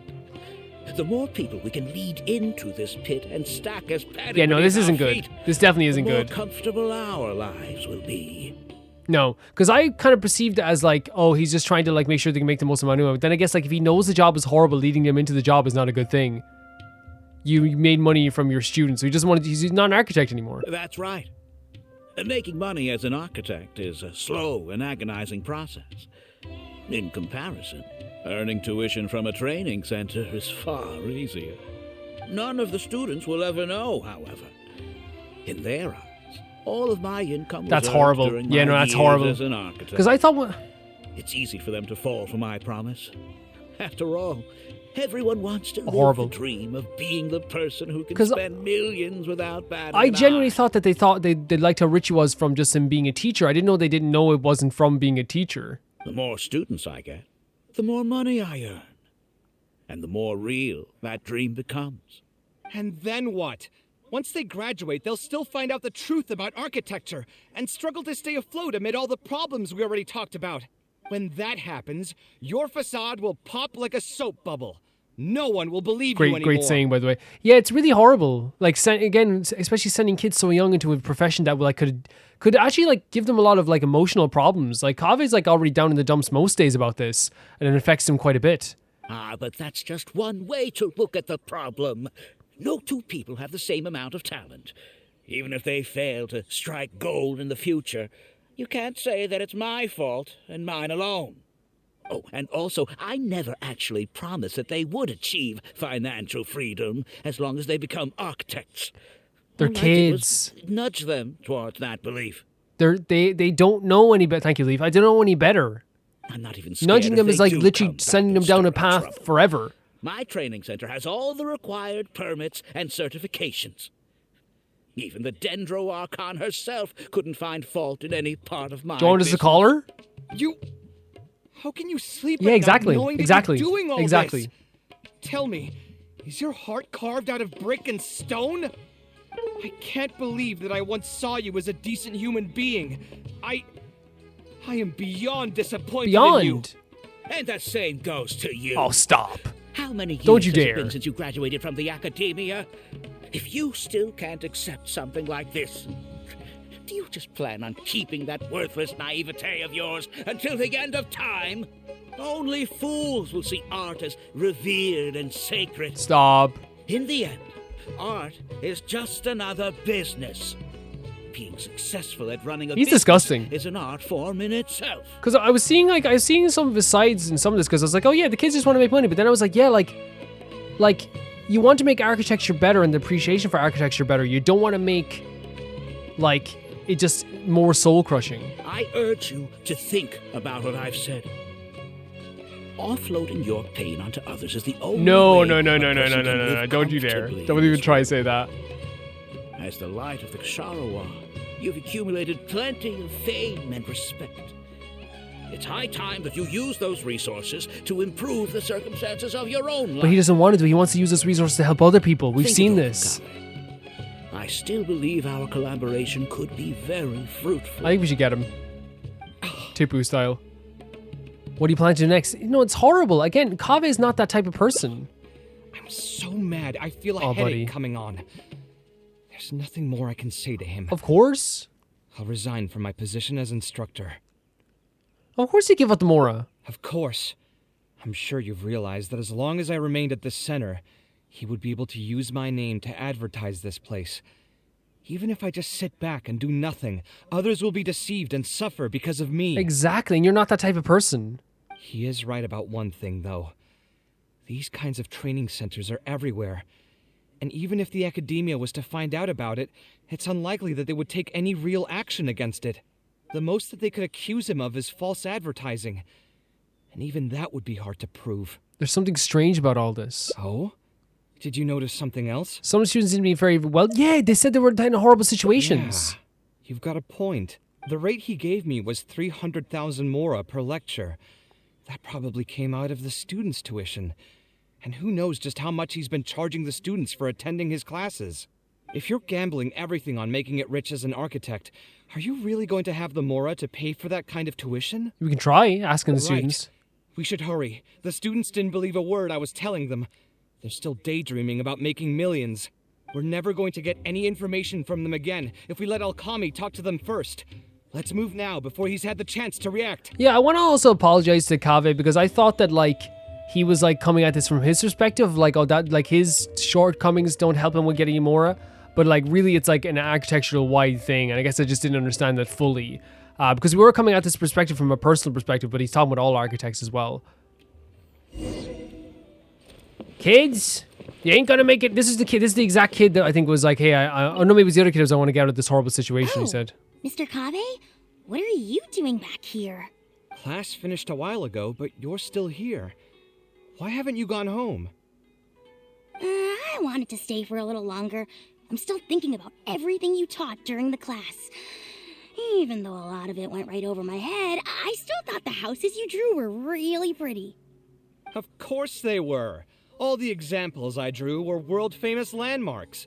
Each one was the magnum opus of a celebrated architect. Look how passionate he is. It's a good thing that you could recognize them for their beauty. The accumulation of knowledge is the first step to artistic expression. Instead of rote memorization, you should try to relate and to understand, and after that, try to resonate with the work. Resonate? Yes. When I first got into architecture, there were many things about it that I couldn't understand at all. I would find a building to be beautiful, but have no idea what made it so good. And for most people, just being able to admire a building is enough. To become a good architect, however, you must also learn to assess and appraise.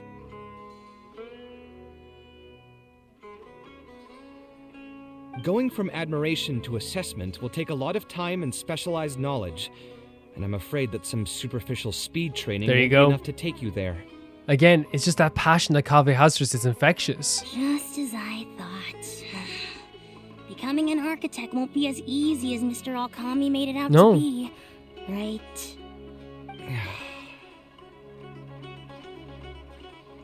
I'm sorry. I'm not trying to crush your dreams. All I want to tell you is that an architect's life is not as carefree and easy as others may make it out to be. I understand. Thank you for telling me the truth, Mr. Kaveh. I think I'll still stay here for the time being, though, since my family still hasn't paid everything off. Oh no!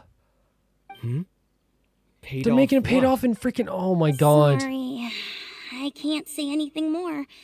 Mr. Alkami made it very Well, let me clear kill that Mr. anyone who Alkami. How about talks about that? it will be kicked out of the class. Let me kill him. Don't listen to him. I am the most famous architect in Sumeru. Oh, Kaveh. If he kicks you out, then I'll just take you in instead. That would be so sweet.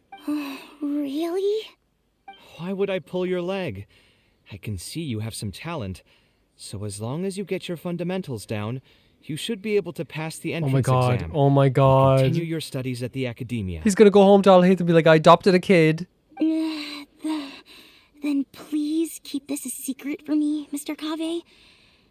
He's so sweet. This kid's so sweet. My family is not very well off, so we couldn't really afford the tuition for this class. I can imagine. Mr. Alkami was the one who reached out to my parents. He told them that he knew a merchant by the name of disgusting. Bahar, and Absolutely we could get disgusting a that he loan would do from this. him. He told all the students that once we graduate, people would come flocking to commission us for projects. If everything went well, we'd be able to pay off everything in just a few years, and all the more we make after that would be ours. How much did your family borrow from this merchant? I think it was several million more. F.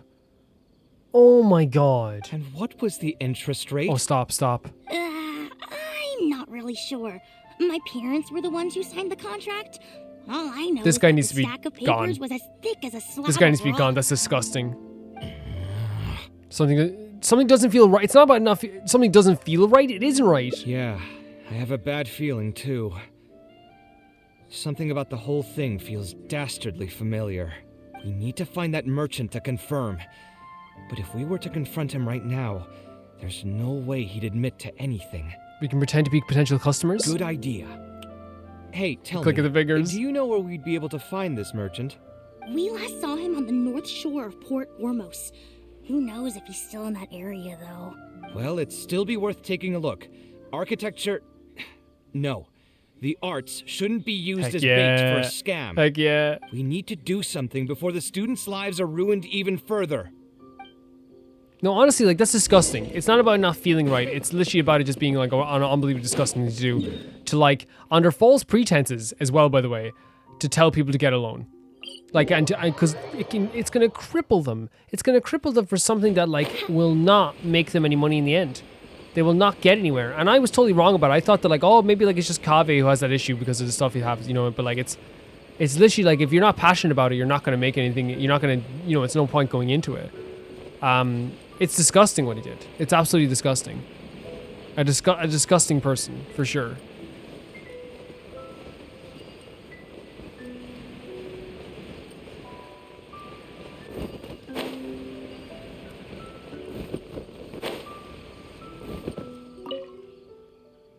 Oh, I don't think I've ever seen you guys before. Here for business? You're Fahar, right? Yes. May I ask who introduced you? None of your business. Okay, down to business. Alkami. My friend here wants to enroll in his architecture class, but they're a bit short on money. Alkami told us you're the man to go to in this kind of situation. I'm really interested in architecture. Oh, sounds like his business is booming. Am I pretending that like need? I'm going to be joining the class? Several million. Let me see. Jesus Christ. I'd say around 3 million mora.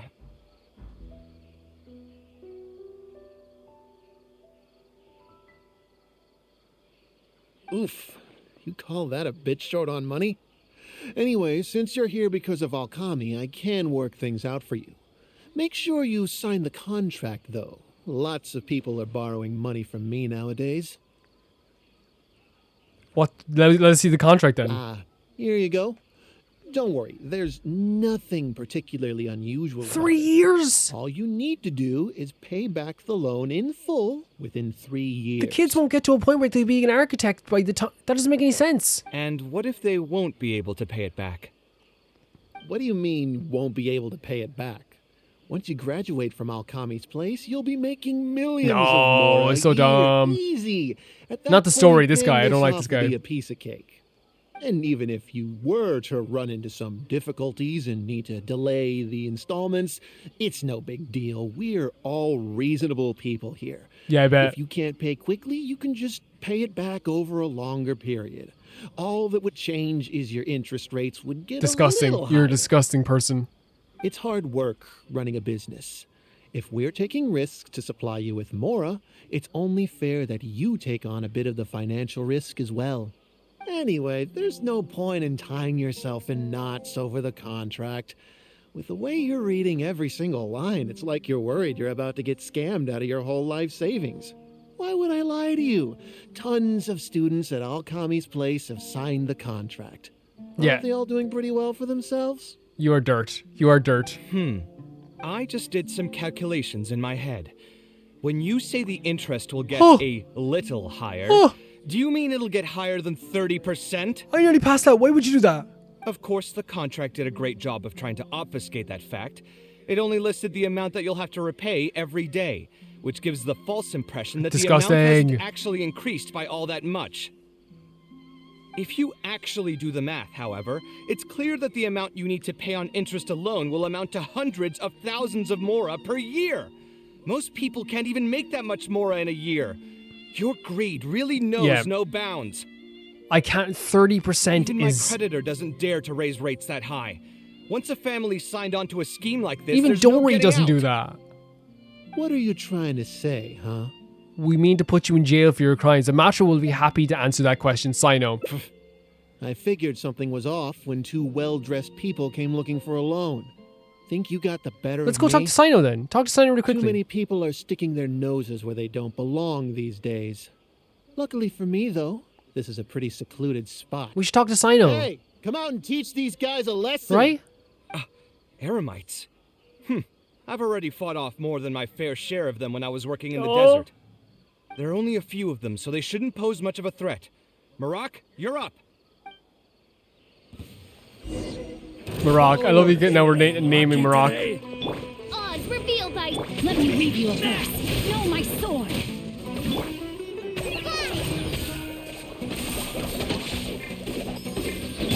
Scanning. Really cool ability. Everybody stand back. You want it? Sight clear. Did you only bring 3? You bought 3? You only bought 3 Eremites? Who are you and what do you want? Dude, you were going to talk to Sino. I don't think we've done anything to hurt or offend Oh you. my So god. why go this far to destroy my livelihood? F you, dude. I hate that so freaking much. We haven't done anything to offend you. Debt has the power to upend your whole Yes. life. I know very well just how miserable living in debt can be. It can destroy you. But my debts are the culmination of many different factors, and my interest rate is still somewhat reasonable. As long as I continue to work with my situation in mind, my debts will eventually be paid off. That's crazy that Dory's more reasonable. But these students are different. They have neither the mental preparation nor the financial resources to pay back a debt like this. You sold the dreams of becoming an architect to the students as bait, urging them to take on insurmountable amounts of debt to satisfy your greed. Yep. Ha!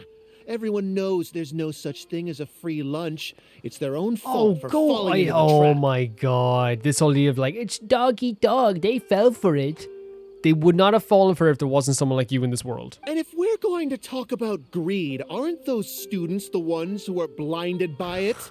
They completely ignore the risk that's right there in front of them. Dude, they were saying goo goo gaga 4 years ago and you were talking about how they're the ones that are greedy. Children are greedy. That's what they do. Ha! And here comes the silver tongue. Surely you use that to reel in the students as well. Even now, many of them are still hopelessly dreaming of This guy's striking awful. gold after they graduate. Can we call Sino? People grow by learning from their mistakes. I hope this will be a valuable lesson to them. Let's head back to the Akademiya and turn this guy over to the Matra. They should be able to link him with Alkami's business. Yeah. Now they don't have to pay back their debts, by the way. Let's bring him to Sino. Hey, Sino, can we get a murderer over here? Sino? Yeah! Didn't think I would run into you here. My vacation just ended not too Ooh. long ago, so I'm going over some cases at the Akademiya. I love Sino so much. Who's this? And the little interactions they have with the Sumeru crew. I love that it wasn't the last time we saw them in I the end of see. Act 5, you know? Charging an interest rate over 30% indeed constitutes Oh, a Sino, crime. come on. Come on. As it is highly likely that Alkami is also benefiting from this scheme, the Matra will open an Oh my investigation on him as well. This is why the this training game... center will be Sorry, closed Sino. until further notice. This game is incredible because, again, they call back on stuff that happened before, right? I've said this before. They bring back... It makes sense for Sino to be here, just like it made sense for him to be in Al Haytham's story quest as well. They use the characters that would make sense for them to show up at a certain time, right? Like, it makes perfect sense that Sino would be the one to do this. They utilize their world so well. Any funds we manage to recover from the suspects Oh my God. will be returned to the students. It's unclear how much we'll be able to get back, however. True. Given their extravagant spending. True. That should still be enough. Once the students realize the error of their ways, they won't fall so easily for such traps in the future.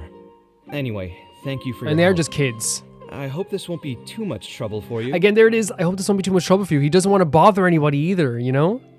It's no trouble. Just another day at work. How did you two get tangled up in this anyway?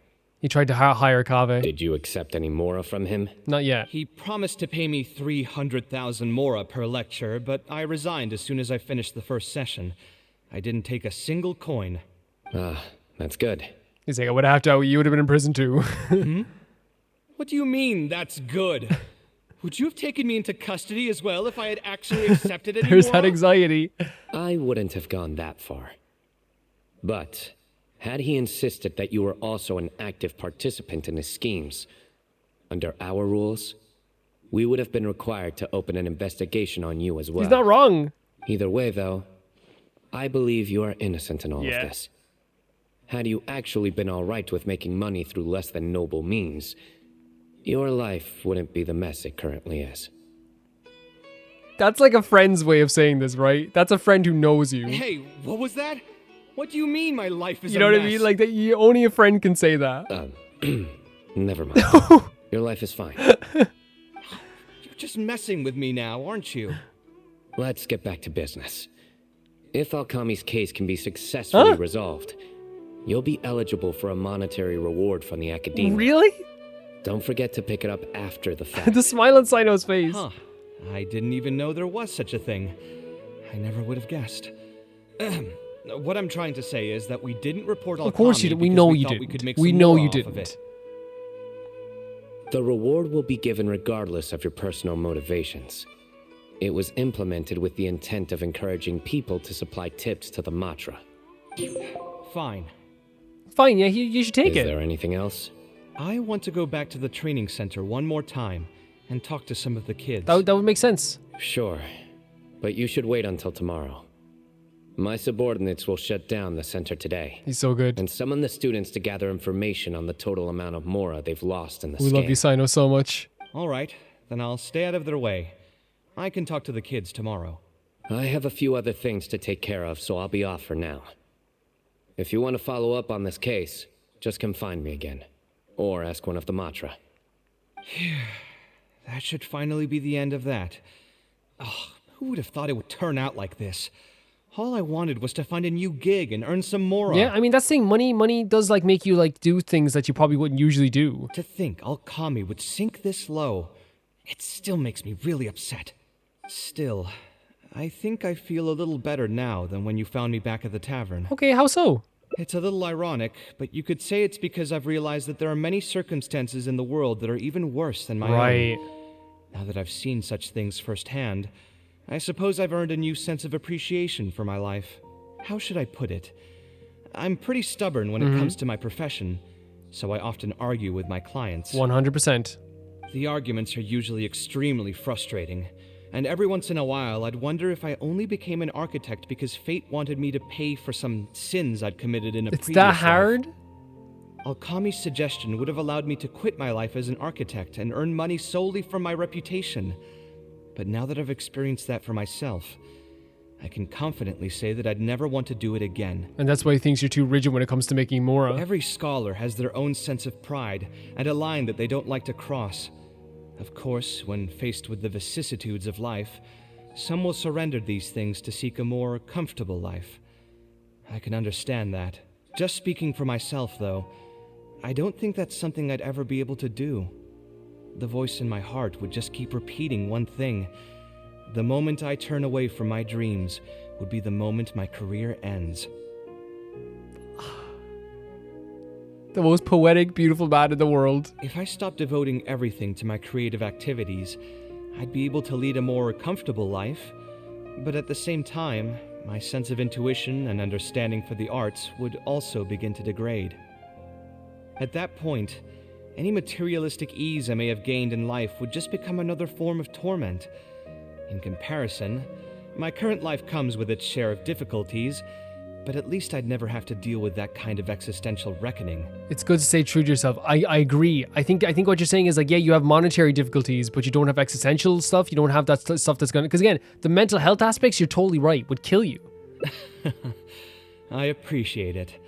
You may call me conceited for this, No. but I would also like to think I'm talented enough to be able to lead a decent life You without are. compromising my pride. I'll hate them who razzes you all the time, says to you that you are literally the best. It's certainly not easy, but I want to keep at it. Of course, and I appreciate that. My thanks again for being such a great help throughout all of this.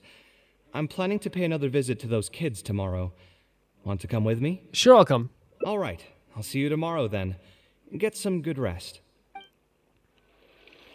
So, like, again, what we got there again with this story with Kaveh is like this need to help other people, but also there's always a worry there in his mind. I think it relates to himself quite a bit. When you say, I think it relates to himself quite a bit too, where he feels like the way he said, like, I don't know, I know that, like, I want to help people, but I don't know who's going to be there to help me. And I think he wants to be the person there to help people because he feels that way. And in this case, he feels like, like he was a little bit lost. He doesn't want these kids to be lost either.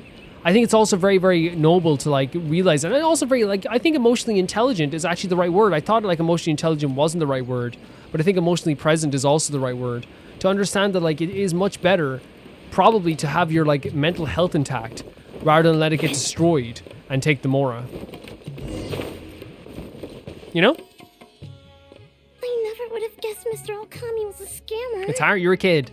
The training center has been shut down, and the Matra have promised to return some of our tuition. But we've already spent so much time on this class. Oh, you've sunk a lot of time in. What should we do next? Mr. Kaveh said we can keep working on our fundamentals and try to get into the Akademiya. Oh, you remembered. Easier said than done. If it was easier to get into the Akademiya, none of us would have signed up for the class in the first place. Only the best of the best can get into the Akademiya studying on We their have own. so many connections. We can literally do like a whole like nepotism thing going on here if you want. Mr. Kaveh might be willing to teach us. But I think that defeats the purpose of what we want to do. Well, that'd be sweet. What reason does he have to stick around? Oh, you don't know Kaveh. So, you're You do the not only know ones this that showed man. up today, huh? Huh? Kave's here. Yeah, you do not know this man. Now, that's Mr. Kaveh to you. Oh my god. I'm here as your instructor, so let's keep things a little more proper. Sweetheart, absolute sweetheart. I'll keep instructing you for a while longer. You can pass on the message to the other students. As long as someone wants to come, they can join the class. It's so sweet. Oh, also, He's the I'm best. usually pretty busy, so I'll only be able to teach architecture fundamentals on my days Oh my god, off. you're gonna be so tired. Another disclaimer. I can't promise that you'll all be able to understand everything I'm going to teach. Architecture is not an easy profession. Aesthetics aside, even the basics of safe design can already be a handful for most people. Mm-hmm. If you want to design safe buildings, you'll have to go through a systematic study of structural engineering. And just as a heads up, all of this will be a huge step up from the superficial stuff you were learning before. It'll take both talent and perseverance to get through the course. I don't want to hear anyone say that I didn't warn you. He's being very honest with them. Being very honest. We'll try our best. Yeah. Go on, Kaveh. Seems some of you are really serious about this after all. All right, everyone, pack your stuff up.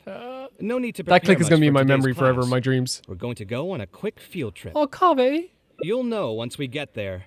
Come on, let's get going. We'll be off once He is the everyone's grabbed their sweetest pencils and man sketch who pads. ever lived. I'm so glad we got to see all this side of him as well. Oh my god. Where are we going? Where does Kaveh want to go? Oh god, look how close that is. Okay, we gotta be careful.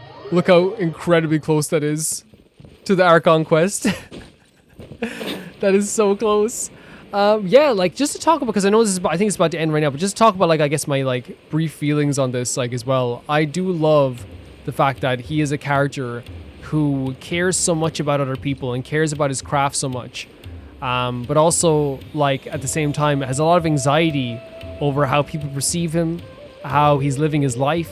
And I think he actually is very emotionally intelligent, thinking about his own mental health and thinking about his own thoughts on like his job and how it affects him and how it affects the whole world and how it lives on in the eyes of people as well. I think he's incredibly emotionally intelligent.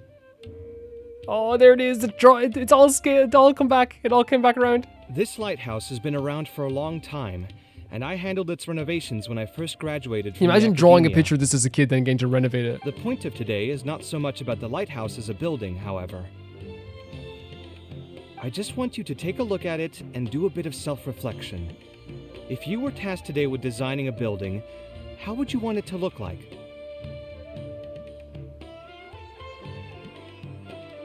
Don't think about how you'd actually go about building it for now. Just put your ideas to paper and draw the prettiest building that comes to your mind. Oh, Kaveh. And this is how he started, with that drawing. So it can be, any kind of building? Yep, as long as you think it'd look good. It doesn't even necessarily have to be a building. If you want, you can draw trees, the ocean, or even a garden area. Draw whatever you'd like. I think it's a lot of inspiration too, right? In my experience, it's best to approach the study of architecture from a point of personal interest, rather than for the sake of a career. Both the study and practice of architectural design are extremely difficult. A person who's forced to work on projects that they don't resonate with will only struggle and suffer. So at least for today, I hope the students will be able to create something that they enjoy. There's no need to think about it too hard. They'll have plenty of time in the future to revisit the design and make changes. What do you think? Want to try your hand at it as well? Don't forget that this is a free class from Mr. Kaveh, the light of the Kisharawar. On a normal day, this would cost you Exactly. 300,000 You tell everyone. Mora. You tell everyone. What a sweetheart.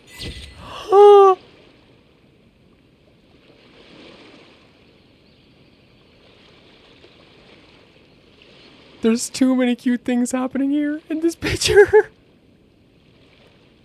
He's like, oh, that's a pot. Oh, because the teapot, is it? The teapot? Where did that come from? That's so freaking sweet. That is the sweetest thing ever. Oh my god, what an amazing hangout! Like, we got to learn so much. I'm moving right here just in case I get dinged by the freaking Archon quest. But what a beautiful, beautiful time! Like, this is. Look at this. He's such an amazing character. He really is such an amazing character. And I really feel like what we've learned about Kaveh is like such a grand thing. Yeah, I think it took me a while to kind of think through things. I think that happens to every character. I don't think necessarily he's the ideal like people pleaser who will do anything for, because he does get angry at people and like stuff like that, but he obviously bites himself in the butt sometimes and that stuff. But I think he's just a person who wants to help people, who wants people to feel good about themselves, who cares about his own profession, but is highly emotional. I think he's a mixture where like when he talks about his emotions, he can be emotionally intelligent, he's emotionally present, but he also like is a very emotional person, which is nothing wrong with that. He's very passionate about everything. He's easy to anger, and I love that his friends play on that fact sometimes. I also love how much he cares about everything. You saw that way, how much he cared about Kaveh, how much he cared about charity, how he's willing to do things for free for those people in the desert. He really is a really caring person. Like Hoyoverse just literally made this character the most perfect character in the history of the universe. Like, I think they should save some perfectness for other characters, really. I really like enjoyed my time with this quest. But guys, that was incredible. I want to thank you guys so much for watching this episode, and thanks so much for supporting the series as always. And thank you to TieFire2, JB Bull, Janet the Banana, the Ghost of Inazuma, Felicius Felix, Ewald, Radish, Anusa, Shabbatterbed, Mountain Day, Death Trap, and Lynx Markey, and I will see you all so soon. Clay, do you want to do the thing? Wrong way, Clay. But you know what? We're learning, Clay. We got this. It's much later in the week, and I realized as I was editing the video, I'm not gonna let poor Calais ruin it. It was me who ruined the do the thing, and I don't want Calais to be like feel bad about it just because I was like, oh, wrong way, because it's my fault. Whenever you do it this type of move, it goes there. So Calais, do the thing. And when it's not Calvin messing it up, Calais is perfect.